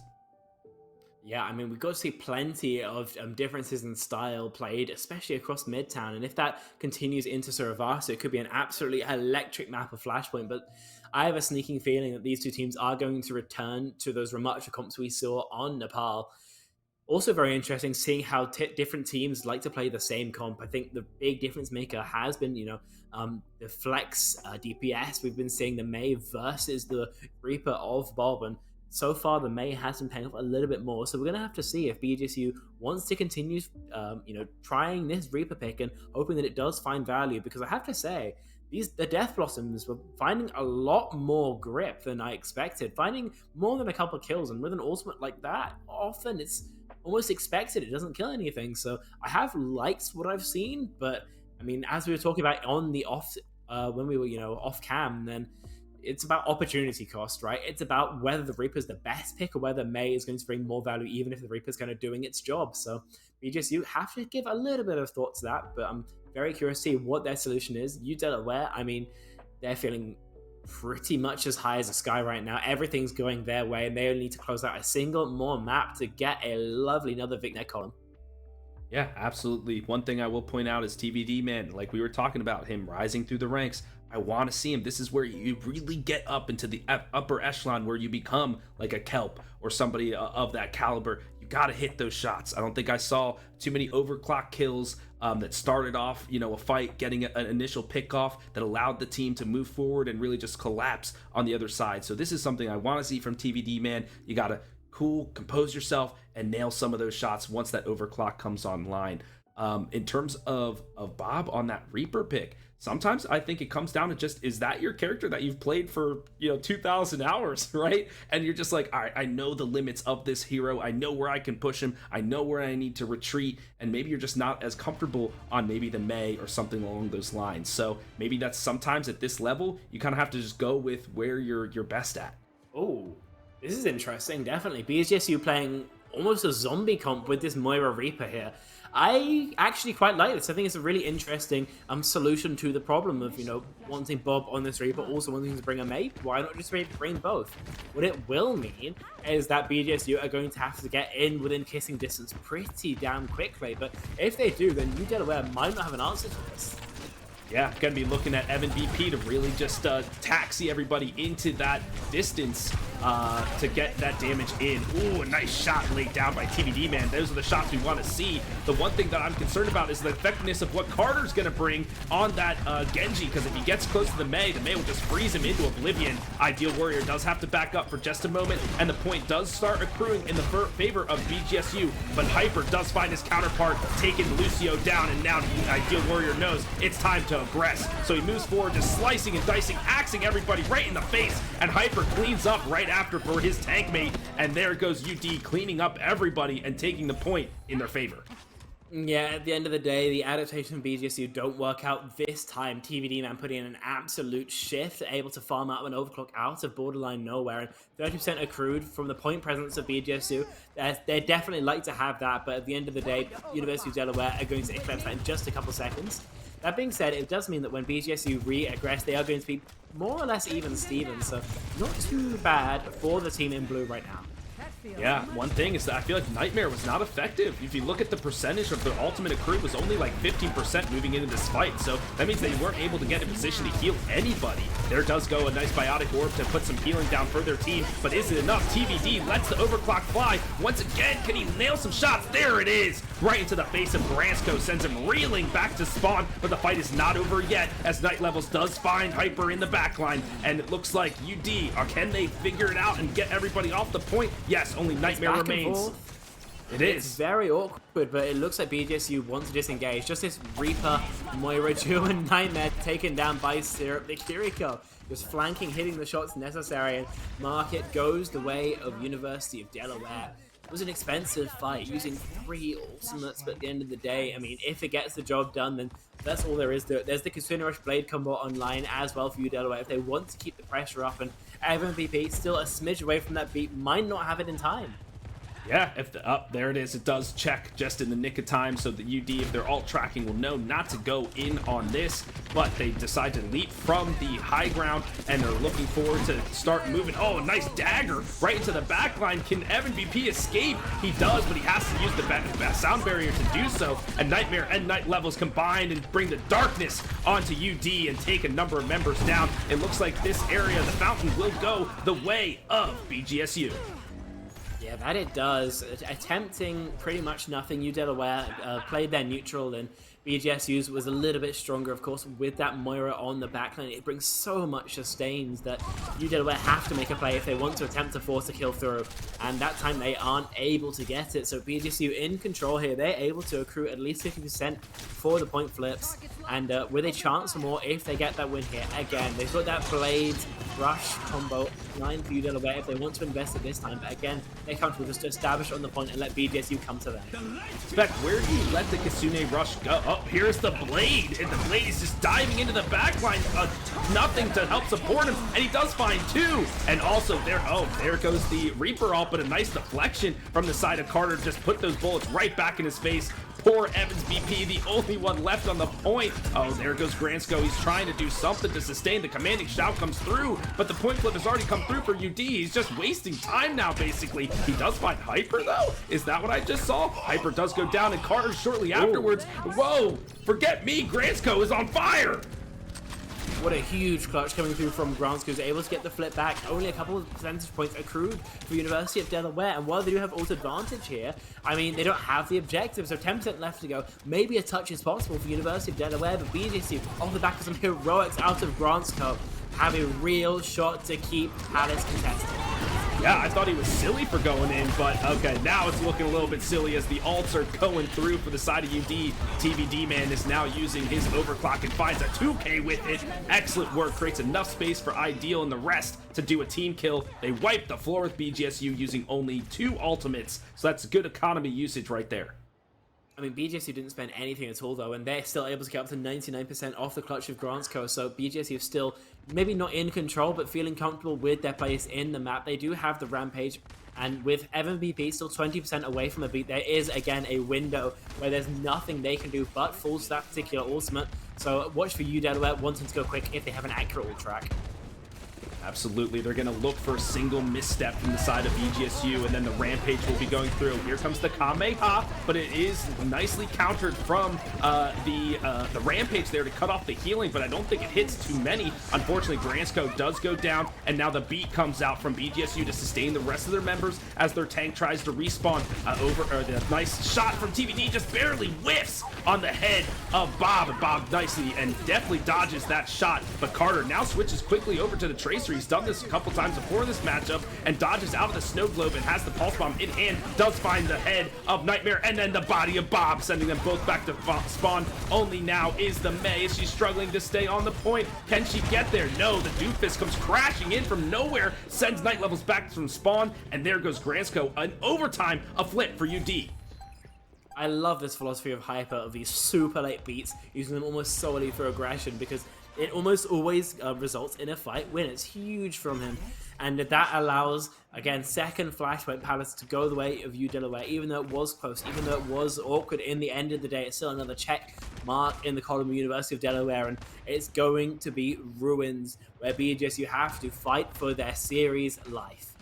Yeah, and that's a little bit demoralizing because they had that in the bag. They were winning fight after fight, clutch after clutch, and then in the end, just an intelligent play. Years and hours of practice from Hyper leading his squad, willing them forward to capture the point and get one for their side. All right, we are now in the Ruins area. Night Levels on the other side. Ideal Warrior does pick him out, but is super low. Bob just flying into the backline, lets the Reaper, the Death Blossom ultimate go, does find Serum, but Carter zipping around the backline, finds that low Night Levels, and here comes the Rampage from Gransko, just hitting 3, I believe, with that ultimate, and with no healing being able to come through, they all come tumbling down as UD, and the point flip goes for BGSU. Yeah, I mean, a Rampage in a meta like this, especially a mirror, is such a huge ultimate. If you don't have beat to cancel this out, it's essentially a free fight win. That's exactly what we see there, and the Syrup with the Suzu isn't able to find the value necessary. So first point cap going over to BGSU once again, and University of Delaware with no ults really to try and get a quick flip here, so they might have to take a dry fight to try and shore up their economy a little bit before they attempt to go for the flip. Absolutely, and something I'd like to point out is that Ideal was on the Doomfist during that fight, not obviously one of his tried and true characters, so there was a little bit of lacking in the tank department there, so he did have 92% of his ultimate and then switched over to the Junker Queen, and now it's 52% of his ultimate. The Kamehameha goes flying through, healing and damaging every person in their wake, and the battle is raging forward now as we have Ideal Warrior back on the Junker Queen with 72% on their ultimate, and the Soundberry is protecting though from the axe, from the bleed, but the beat on the counter side goes flying through to sustain UD and bring them forward to take the point back in their favor at the nick of time. Can they get MVP? At the end of it, they do, and a slice comes through right on the night level, sending him back, and right at the brink, UD turns it. They do. They get the flip, and now they're set up on the defense. It's going to be a lot harder for BGSU to try and get a flip of their own. The same ultimate state that Delaware were in, now BGSU feeling the pain to only having the overclock. The Night Levels has been strong with it so far. There's plenty to get through here, and hiding in the corner with the pulse from Carter might have a free kill here. Oh my gosh, this is reminiscent of Kelp on this map as well. Oh, but the commanding shout does boost him through, launches the pulse bomb in, but just whiffs. But they did turn for just a second. Is that enough to deter them or make them think twice before they enter the point? And I think it did. In disarray now is BGSU as they don't know which way to turn, who to look at, who to fight, who to take down as they go tumbling back to spawn. And there goes Night Levels just giving himself up, and a team kill comes through for UD. Possibly one more fight for the side of BGSU. TVD man swapped over to the Sombra, wants to be able to get to the objective as fast as possible, and as well combined with Cast maybe force some dives. I don't mind this by any means at all, but it is going to be a smidge weaker than the Sojourn. And speaking of the Sojourn, it's going to be Overclock that's still online. A great kill coming through from TVD man there. An absolutely necessary 1v1 to just pick apart any stragglers getting to the point, any slow-moving members. But in the meantime, though, an advantage given over for the side of BGSU as they move forward. But Hyper always aggressive, finding a nice pick-off onto Bob. There's that late sound barrier you've been talking about, Spec, coming through to protect the team from that rampage. Once again, Gransko on his lonesome here on the point. Can he clutch it out this time? I don't think so, as the Pulse Bomb sends him to the heavens. See you later, friend. Here comes a desperate overclock from the side of Night Levels. Can he find something? No. A swift punch to the face is Carter, sends him back to spawn. Now we have a Lucio. The DJ's battling it out here, but the teammates come crashing through for UD, capture the point, flip it, and they take the series. That they do, but I mean, BGSU really did make them sweat all throughout that Flashpoint map entirely. I mean, the score, even the score in Flashpoint doesn't fully reflect it, but it got incredibly close on a couple of those Flashpoints. That clutch we saw from the Junker Queen of BGSU was absolutely huge, but unfortunately just not enough to get the flip, not enough to win out the map, and not enough to get them the series. But BGSU, I mean, I'm really impressed by what they brought to the table today, Phil. Yeah, 100%. I mean, Gransko, why did I ever doubt you, friend? I should have known he would have been able to clutch that. He is such a prolific tank player. I love to see him on every single character that he decides to bring to the table. BGSU showed a lot of fight, a lot of aggression, a lot of good things coming back into leg 2 of season 5 of EGF. So I'm really excited to see how they mount this offense coming into the rest of this leg. On the other side, UD, if there was betting odds on this matchup, people would have favored them, and they come out on top with a 3-0. So a great matchup for them. We do have, however, folks, one more matchup for you tonight. If you can believe it, we have the University of Tennessee versus Montana State, and that is coming up at 10:30.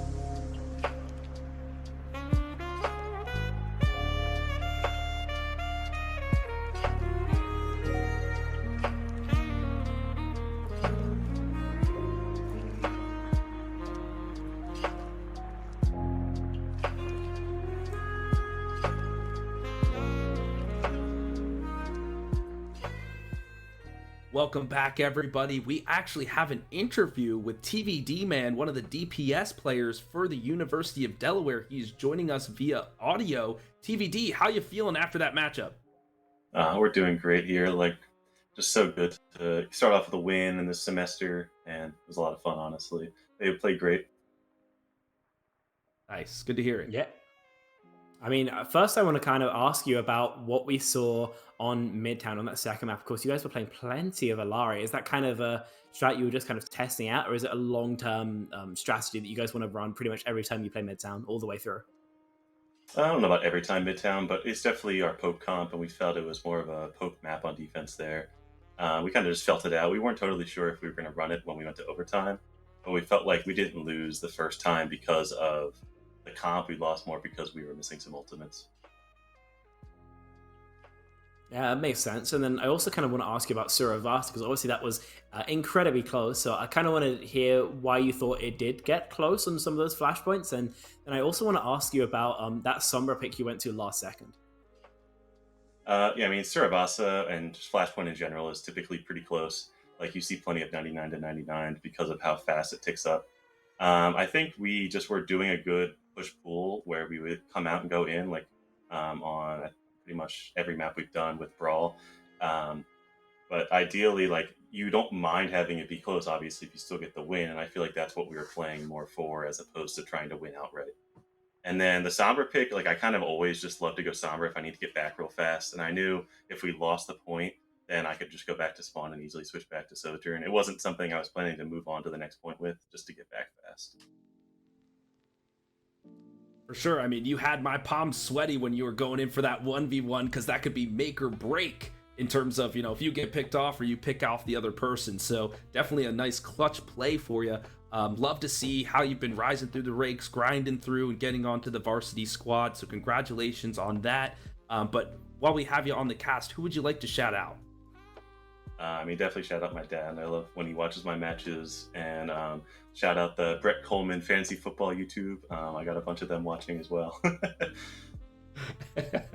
Excellent. Well, thank you so much, TVD Man. We really appreciate your time today. Excellent match. We look forward to casting more of the matches this season. For the folks at home, like I mentioned, we have one more matchup for you tonight. University of Tennessee versus Montana State at 10:30. So we'll see you then.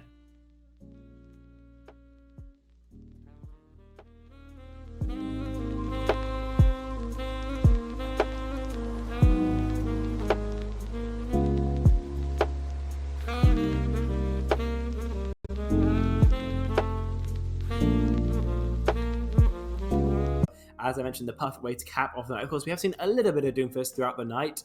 We've seen plenty of different styles. Of course, the Junkrat of Connecticut, Delaware just playing standard and playing it strong. And, of course, the losing teams as well, definitely leaving their mark on the server. I think it's going to be a fantastic nightcap. But Montana State University, the Bobcats have a lot to do.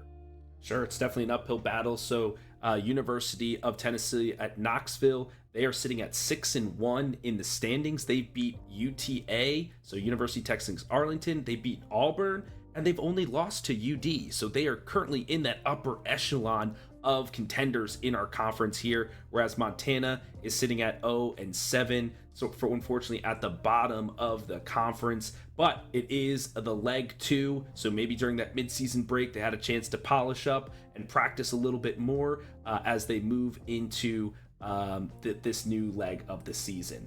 So a couple of things to look out for is Duxta in the back line for UTK. They usually play the Ana, and man, are they excellent with that biotic grenade. They are painting people in purple left and right. So that is something that I want you to definitely keep a lookout for tonight.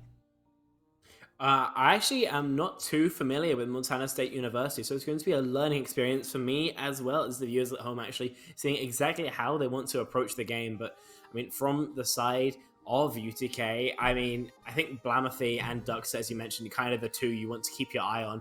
You know, the tank, I think, in Overwatch 2 controls so much of the meta, the aggression, and the kind of strategy that it's almost always a pivot point. But if you have one of the caliber of Blamathy, then it just ends up server admin almost. And Dux, as you mentioned, on that flex talk, can get plenty done.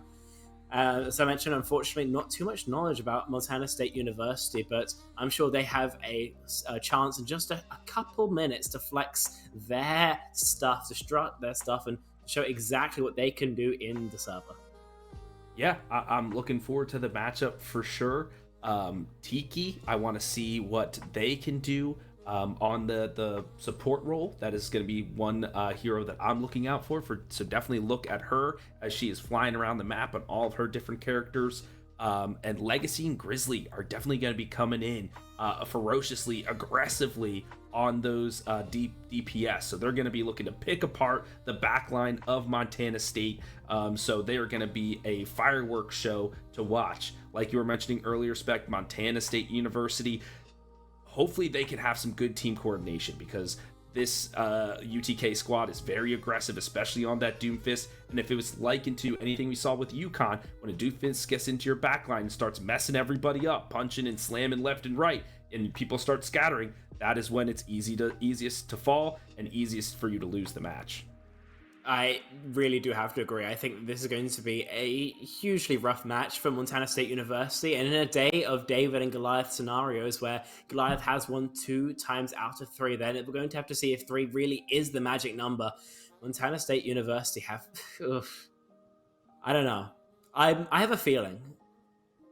I have an inkling maybe they might take a map. We'll see. UTK is known to switch up their team comps. From time to time, you might see Blemathy run to a DPS position, somebody else go on to tank. So if they decide to do some of those mix and matches, Montana might be able to capitalize on some of those missteps if they're not as coordinated on their original roles. So we could go to a 4-map series potentially for our inaugural beginning of leg 2 for our season 5 here. So only time will tell as we're getting our server set up, and our first map will be Nepal. I wonder which map we'll start on. Will it be Village? Will it be Shrine? Will it be Temple? Who's to say? Do you think, though, these teams are going to run just the standard comp in terms of Ramatra, or do you think they're going to try to mix it up a little bit? I know that UTK are likely going to stay away from it. I don't think it really fits them playing the Ram. I think they could if they wanted. It'd be probably pretty enjoyable, honestly, to watch, but I think that for their team's own identity, they want to play something fast. They love to play your kind of Echoes, your Dooms, your Sojans, play that kind of poke dive hybrid, and Ram really isn't that. Montana State University, they definitely have the option of going towards the Ramatra, but I think probably 75% chance we see the Ram, and 25% we see the Sigma. Fair enough. And I wonder, so do you think the Ram, will that be able to contest the Doomfist, contest the Echo, contest the Sojourn? Do you think that will be the solution to what UTK is going to throw at them? I think that the Doom wouldn't be able to contest the Ramatra, but vice versa. I think it's almost like a handshake agreement that you kind of aren't going to interact. Ram doesn't trade behind. Ram is going to end up doing backline just because you can't go for the Doom. So I think it's just going to be, trading backlines exactly. And yeah, we are seeing Blamathy lock the Doomfist so far. Mercy, actually very interesting, from Tiki Dupe. Likely going to be pocketing Grizzly for the Sojourn. And on the other side of the server, we see Farah no mercy pocket by the looks of things. It will be changed in the end, so we are seeing a slower, almost zombie comp, I think. Lei on the Kiriko rather than Lucio here is interesting. Going to provide some off-angle presence, some extra damage, some extra survivability, but right now, I think UTK, what they are playing, does have a small advantage here if they can stay on those angles for a little while. For sure. And for the folks at home, Spec, what is a zombie cop? What is that?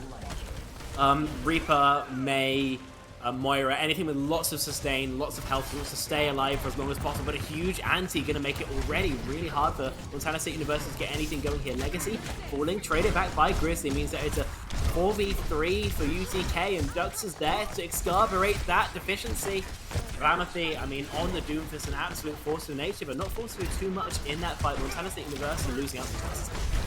Yeah, as to be expected. So in terms of your letting the folks know what a zombie comp is, that kind of makes sense, right? Because zombies just live forever until they're decapitated or something like that. Exactly. So teams that have, or characters that have a lot of self-sustain usually fit well into that composition. Okay, with that, Knoxville does take the point first, and oh, Cactus Eye gets slept, he gets naded, the whole kit and caboodle, but he's still able to maintain his position on the point. But can the reinforcements come? Grizzly says no as he picks off Lei in the backline with a disruptive shot. It looks like Montana is going to back up, but can they all get out alive? Just barely till they make it, but no. Blamothy capitalizes with the Doomfist, just slamming the soldier into the wall and sending it back to spawn. He does go after the rest of them too, and they go all tumbling one by one back to the airship.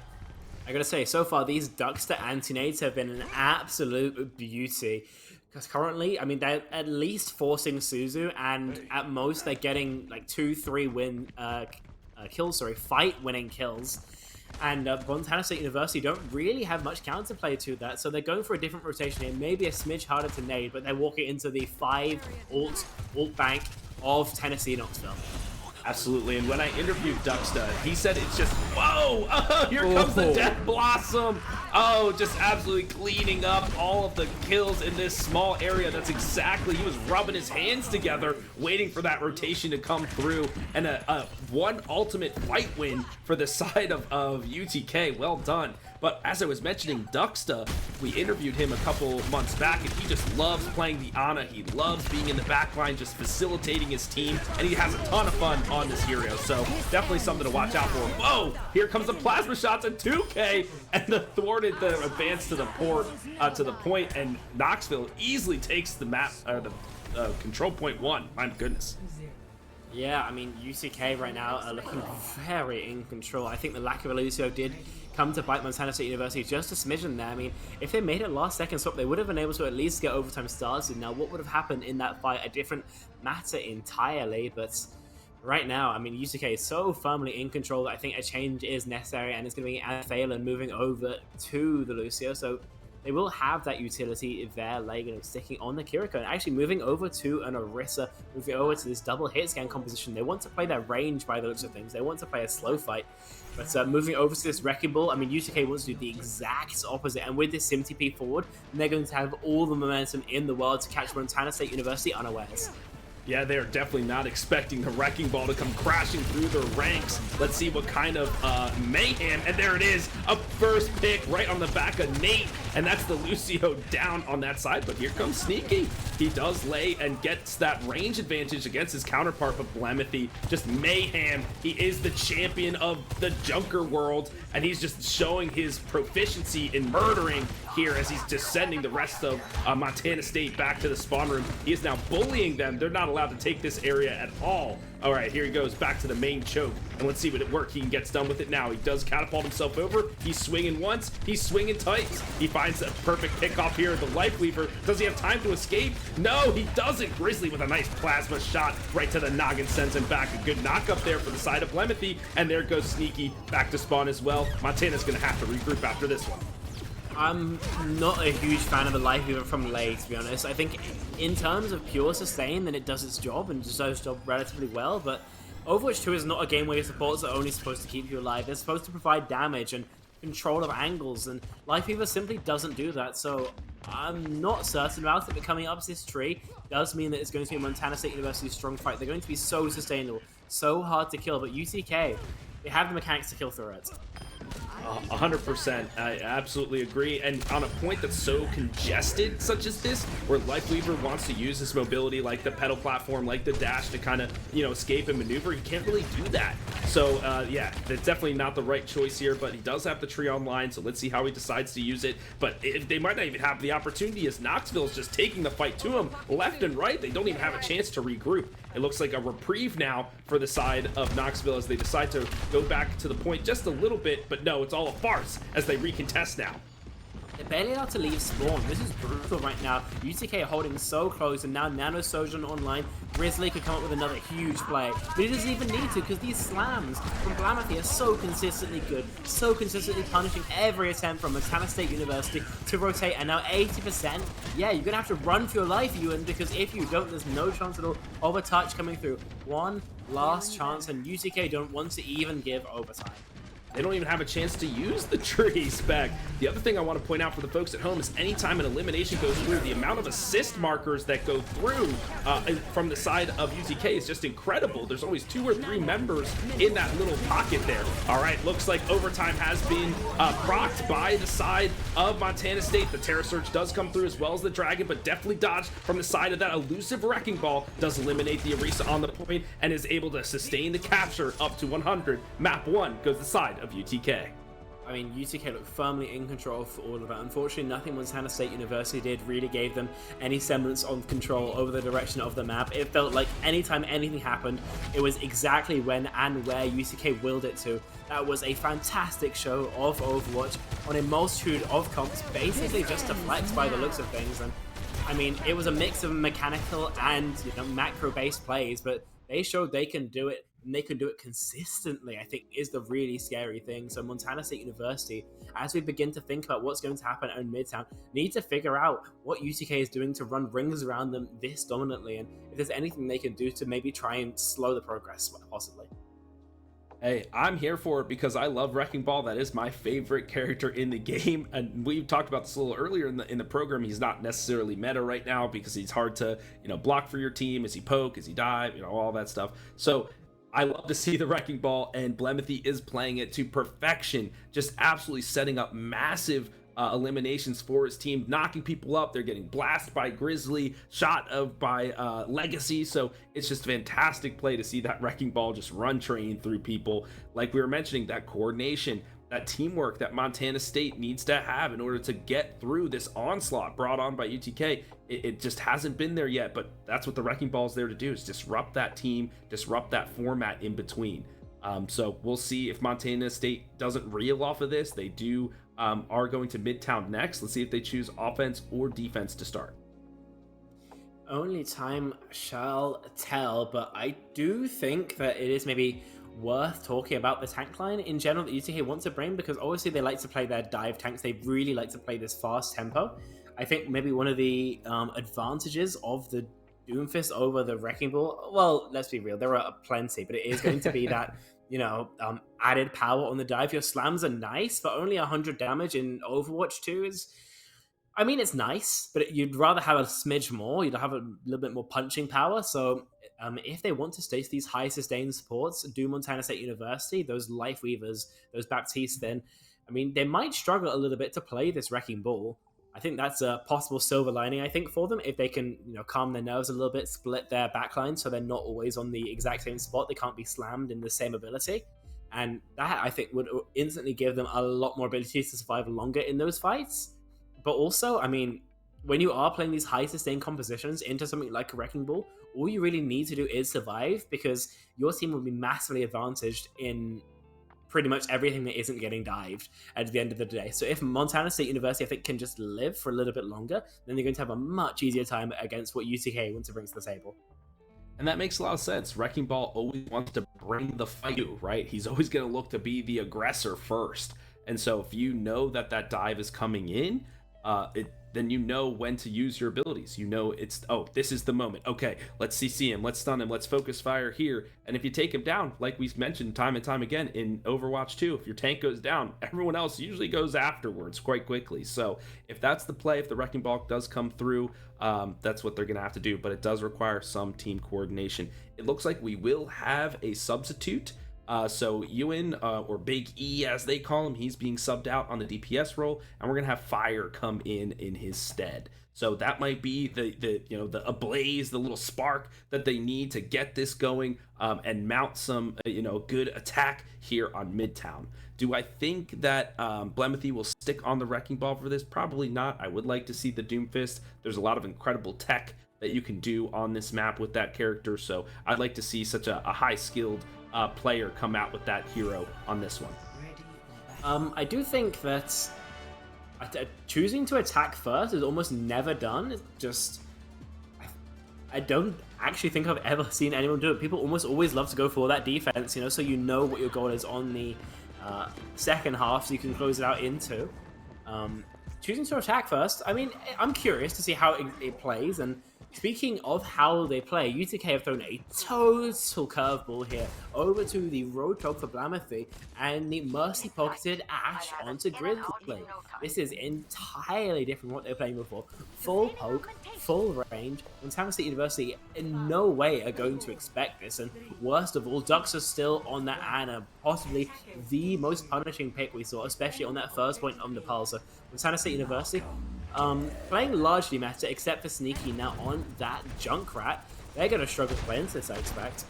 Yeah, maybe Sneaky saw a little bit of what Kelp was doing in an earlier match and wants to try to replicate it, but he's going to have a tall order as his Taxier in Lay has just been sent back to spawn with a deadly headshot from the side of Grizzly. There's that poke composition you were talking about coming to fruition here. Legacy just aggressing right into the back line, forcing out a ton of cooldown. What? Ooh. That hook from downtown, literally and figuratively, long range, making sure just Lay gets cannot Lay. play the game. That's filthy. That's dirty. Wow. But, yeah, able to escape in the end. This is brutal. The I will say, I disrespect. think it's really interesting. We've seen Junkrat 3 times on attack Midtown today.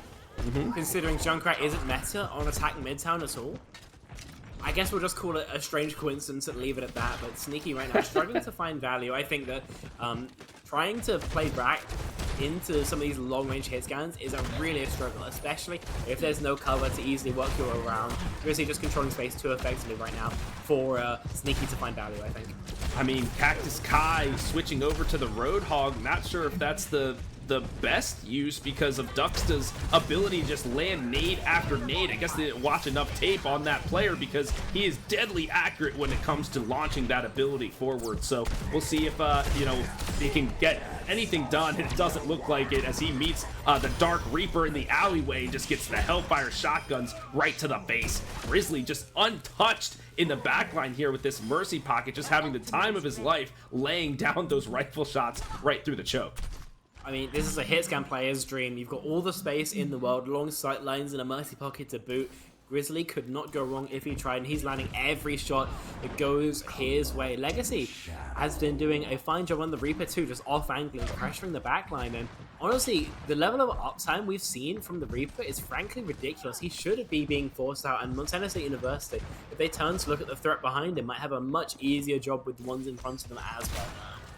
It's hard to pick what threat is the most deadly. Oh no, Blemethy with another perfectly ranged hook, taking out Nate and sending him right back.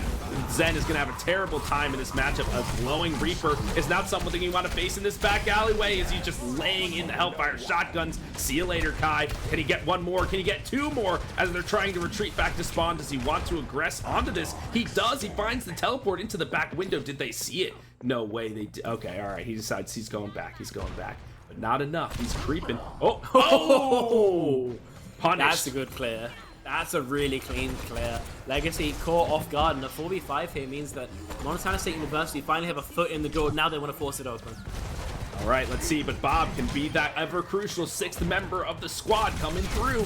Once again, the amount of assists on every elimination from Knoxville just isn't a testament to the amount of teamwork that they have. A nice hook, bringing Lay to the forefront. Can he get the healing? He can. The Transcendence from Nate comes through to keep his other support alive, but the advantage they once had quickly dwindled. That door closed, and Legacy slams it shut with the Death Blossom. Yeah, I mean, unfortunately, I think from Montana State University, we just didn't see enough, killer instincts, I've had it described as a lot of the time. Once you get an advantage like that, then you really don't have much time before the respawns come through. You need to go. You need to go quickly, and unfortunately, a smidge too slow is able to be traded back by Duckster, and they win the numbers advantage fight. UTK, I mean, 10 seconds left to go. I don't think Montana State University can even touch. Yeah, and especially with the whole hog coming through with the amount of knockback that ability has. Oh, but the fire charge does come in. Could this be? No, the time dwindles on him just at the nick of time. Yeah, that's really rough. That is a full hold, not a single point of percentage given up. I don't even think Montana State University got to reach the point. So, I mean, ironclad defense. Unfortunately, the offense Montana State University chose to start on not going their way at all. And now UTK could put on a bit of a speed run on this map if they wanted. Every time we've seen it before, it has been completed. It has gone to extra innings. And this mid down here could well be over before a third of the point is capped. I mean, one silver lining is that it's going to be a lot harder for Grizzly just to, abuse the choke as much as he managed to do on the defense. Won't be, granted that sightline for free, but given that Tiki is moving on to the Mercy again, then it's hard to assume that Grizzly is going to go into anything else other than another hit scan. Just try and, replicate that experience of the first half here in the second. Spec, something I'd like to see is like the scoreboard, because I don't know if a single member besides Legacy in that one alleyway fight even went down. I don't think Tiki even had to put herself in a vulnerable position to do a res or anything of that nature. So a very stalwart and sturdy defense from the side of UTK. So I think that Fire Charge got a Soul Slide headshot like a second before the timer went through, but it counts on the scoreboard, but not to us. So I do think it is just that one death from Legacy here. In fact, sneaky on the Widowmaker. I do quite like this. As long as you don't get caught out, this gives some really strong choke control. But this Genji, this Doomfist, this Reaper even is going to do a great job at contesting the Widowmaker. And indeed, that's exactly what we see here. Wow, spotted out so quickly. And then moved upon so nicely, and that just all the space in the world. Lemke just goes diving in for a 2K, and the defense for Montana State just goes falling apart. Everybody back to spawn, not even a single chance in hell to cap anything, and that is a quick point capture and a quick map win for the side of UTK. Yeah, that's about as fast as Midtown can go, I believe. No overtime, 35-second attack. Montana State University got blew out of that map, unfortunately, and UTK looking to make this series the fastest of the night. For sure. Look at that. Nice tech work from Glemethy. Just doesn't even matter. He was so low, and there's that trust in the supports we were talking about to just always stay up, always be in the fight. Tiki, that the keystone piece in any matchup, if you ever play against a Mercy, shoot the Mercy first. Mercy has to go down, but Montana had no opportunity to even find the Mercy because that Doomfist was in their face the entire time. All right, folks, we are going to take a quick break, and we'll see you in just a few.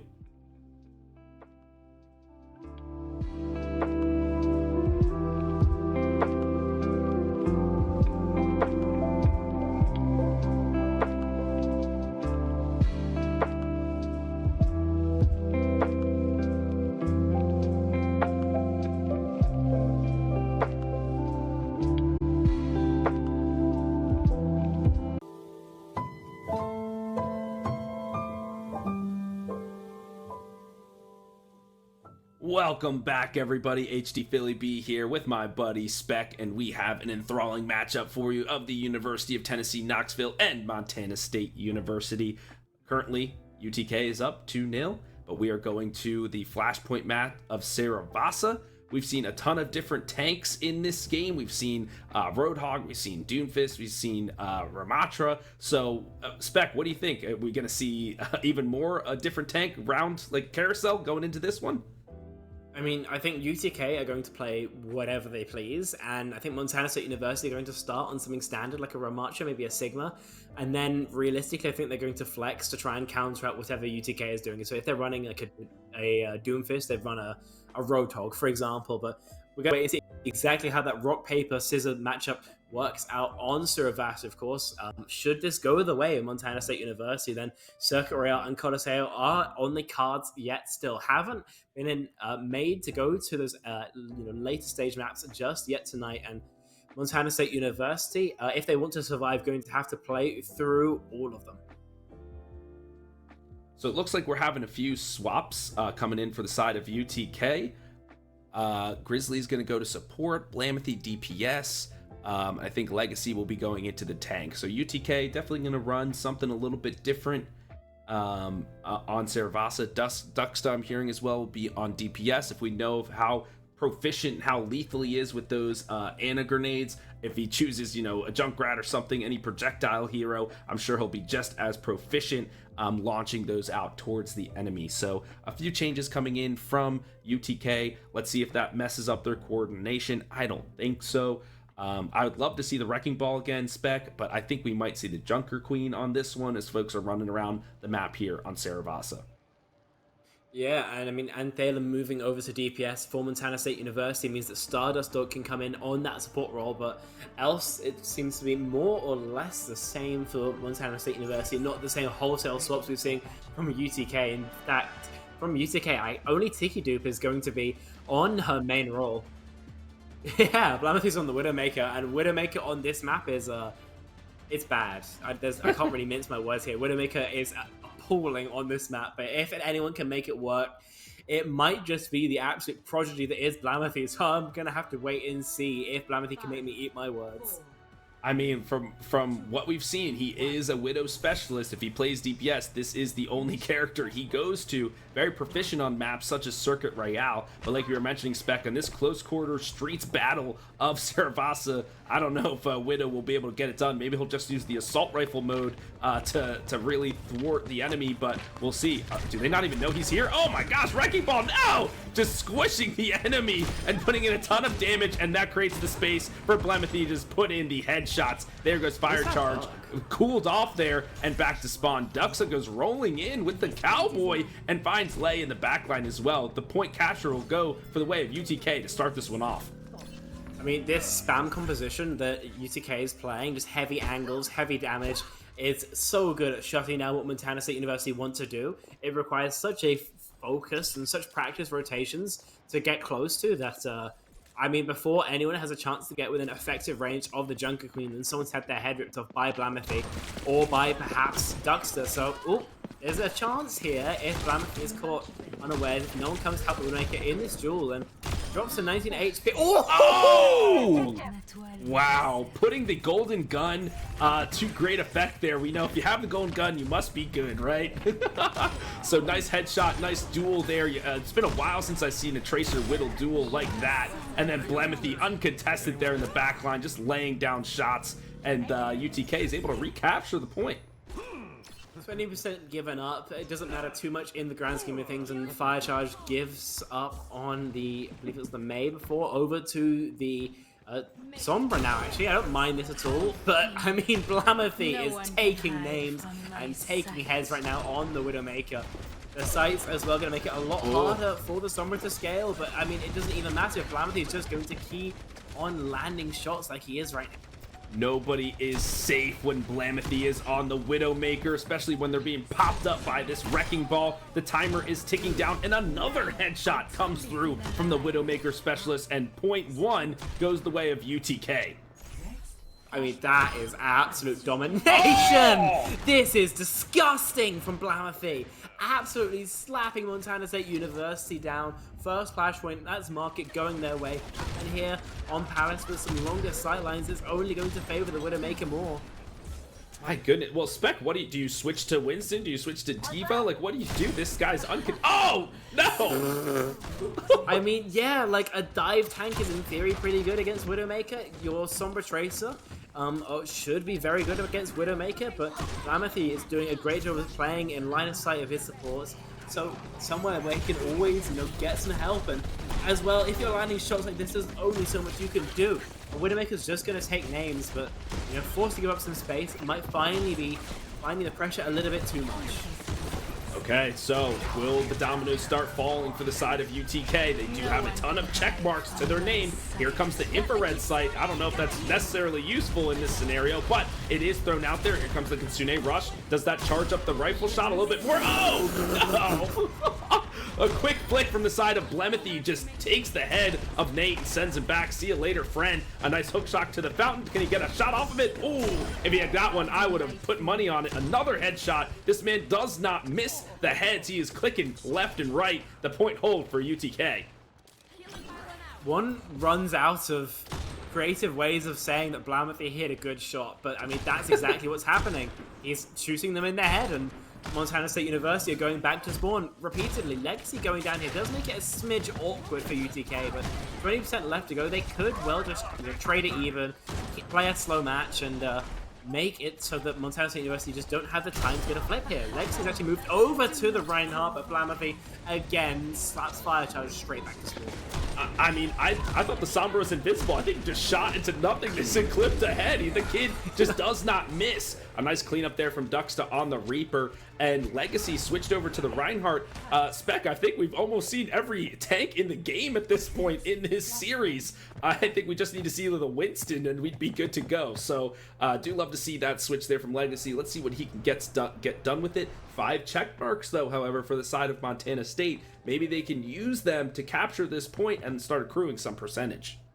I will say that while 5 ult in itself pretty strong, the actual ults they have on all that. I mean, Paul's for himself, struck Coalescence Tree. None of these are really fight-winning ults, but speaking of fight-winning, Ducks and Legacy kills. Blemethy at least takes his first death, but will it be enough? Yeah, it's even if you have those ultimates, if you can't get to the point to get the objective, what's the point of having them at all? So yeah, the Pulse Bomb definitely tossed in, I think, to take Blemethy down just a little bit, knock him down a peg or two, but he's going to be fired up and reeling to get back to the point and click some more heads. Legacy, though, is creeping on the backside. Is he going to go for the glory pin and try to get somebody caught out of position? This 1v1 of Blemethy and Nate going back and forth once again, but Blemethy decides to choose a new target and find somebody, but in the meantime, his counterpart, Grizzly, does go down. Will dispel the doom for UTK. I don't know, as the Legacy goes charging through and nailing. Oh! Dude, his cursor wasn't even there, man. He's not even going for the SMG, he's just going for scope shots, and it's working out, it feels like, every single time. Only Cactus Kai is left alive, and with the nuke can go for a reason. No way he's getting DMX by the mind. No, it's the kid instead that knocks the Diva out of mech and out of this world. 80% left to go, and no way even close to the objective. Montana State University, I mean, they are so far away. Legacy connecting the hammer onto the ground. It's brutal, it's bloody, it's ugly, it's UTK getting a clean 3-0, squeaky clean, and Montana State University left licking their wounds. It is late. They do not want to stick around for too much longer, so they're like, all right, we're taking these guys to town, and we'll see you later. Once again, folks, Knoxville is one of our top tier contenders in EGF, so when they are on the docket, you better tune in, because these guys are coordinated as anything, and here's Duxta letting the blossom fly. Well done from him. So, folks, if you're looking for a great matchup, if you see UTK versus Auburn, UTK versus UD, right? UTK versus UTA, those are matchups that are just going to be absolute fireworks, absolute immaculate showings from both sides. So a great display from some of our juggernaut teams here tonight. Seeing some of the folks on the other side, definitely a little bit of work to do, but there are some bright spots from each and every one of these teams, and they can only get better and only go up from here. Yeah, I mean, that is the way. EGFC is a long season. There's always plenty of time to improve, to, change your place in the rankings. And with a little bit of an elbow grease and VOD review, then I feel like anyone can contest for the top. But right now, that top is looking like UTK, who puts on an absolute clinic for us today. I mean, going through multiple roles and multiple tanks. I mean, obviously, their kind of main standard comp with the Doomfist is very strong. But, I mean, after that Suravasa, I think the name on everyone's tongues is Blemethy, because what even was that? Like, I don't know what I can say about that. He killed everyone. Like, I haven't seen Widow play like that since like season 1 of the Overwatch League, so that was a great display. Folks, we are going to go to a quick break as we're setting up our interview with Tiki from UTK, so we'll see you in just a second.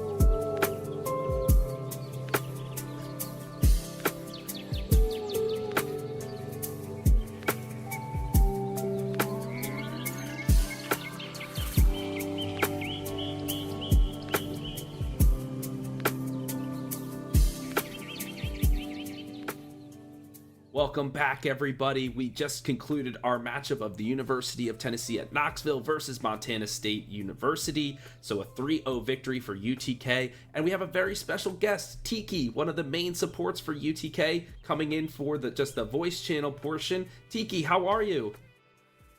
Hi, I'm good. How are you guys? We're doing fantastically. How did you feel after that match? Well, I feel all right. It was fun. I enjoyed it. That's great. Fair enough. I mean, for me, I guess I'll ask you the first question being that, I mean, obviously your team, likes to off-roll when you can, when you're against a team you feel pretty confident against. And on your Suravas, I mean, everyone went on to off-roll, I believe, except you. Do you, not really like to, or is there any other reason for it? I mean, I don't really like to off-roll. And on a personal level, I find it kind of disrespectful to the other team, so I just decided not to. But I don't know. I think everybody just did it for fun, and I think the other team was also just having fun themselves. Fair enough. And then I guess I'll also ask you about, early on that village, actually, you guys, I believe started on the Doomfist, moved over to the Wrecking Ball pretty quickly. Was that just also for fun thing, or is there any kind of strategy behind that? Well, there wasn't any strategy behind that. I'm pretty sure Blamathy just felt like changing up tanks, and yeah, we're just mostly trying to have fun this semester because, well, we lost one of our very valuable members, and so we're adjusting. We're just starting to adjust. Yeah, and that's something that we had talked about, Spec, in terms of how that mid-season break, you could lose players who graduate and things like that. So it's a friend that is moving on to the next level. You hate to see him go, but love to watch him leave, kind of thing. Well, Tiki, is Mercy your favorite support to play, or do you enjoy playing other supports? Oh, definitely. No, I am fully a Mercy one trick. I feel kind of bad about that. I'll try and change that. I'll try and make my supports better, but yeah, so far, Mercy OTP all the way. I do love seeing the Mercy. You had the great holiday skin with the the coffee mugs and the knitted sweater and all that stuff. So excellent from you there. So, well, Tiki, thank you so much for coming on the show. It was a pleasure to have you. We hope to see more of you and your team in the future EGF matches that we have. For the folks at home, thank you so much for joining us, sticking out for the start of the second leg of Season 5 EGFC Overwatch 2. Don't forget, tomorrow we will have Valorant on our official EGF Twitch stream. We have a bunch of matches coming up for you there, so please stick around or tune in for that tomorrow. And for now, from HD Philly B and Spectron, see you later and have a great night.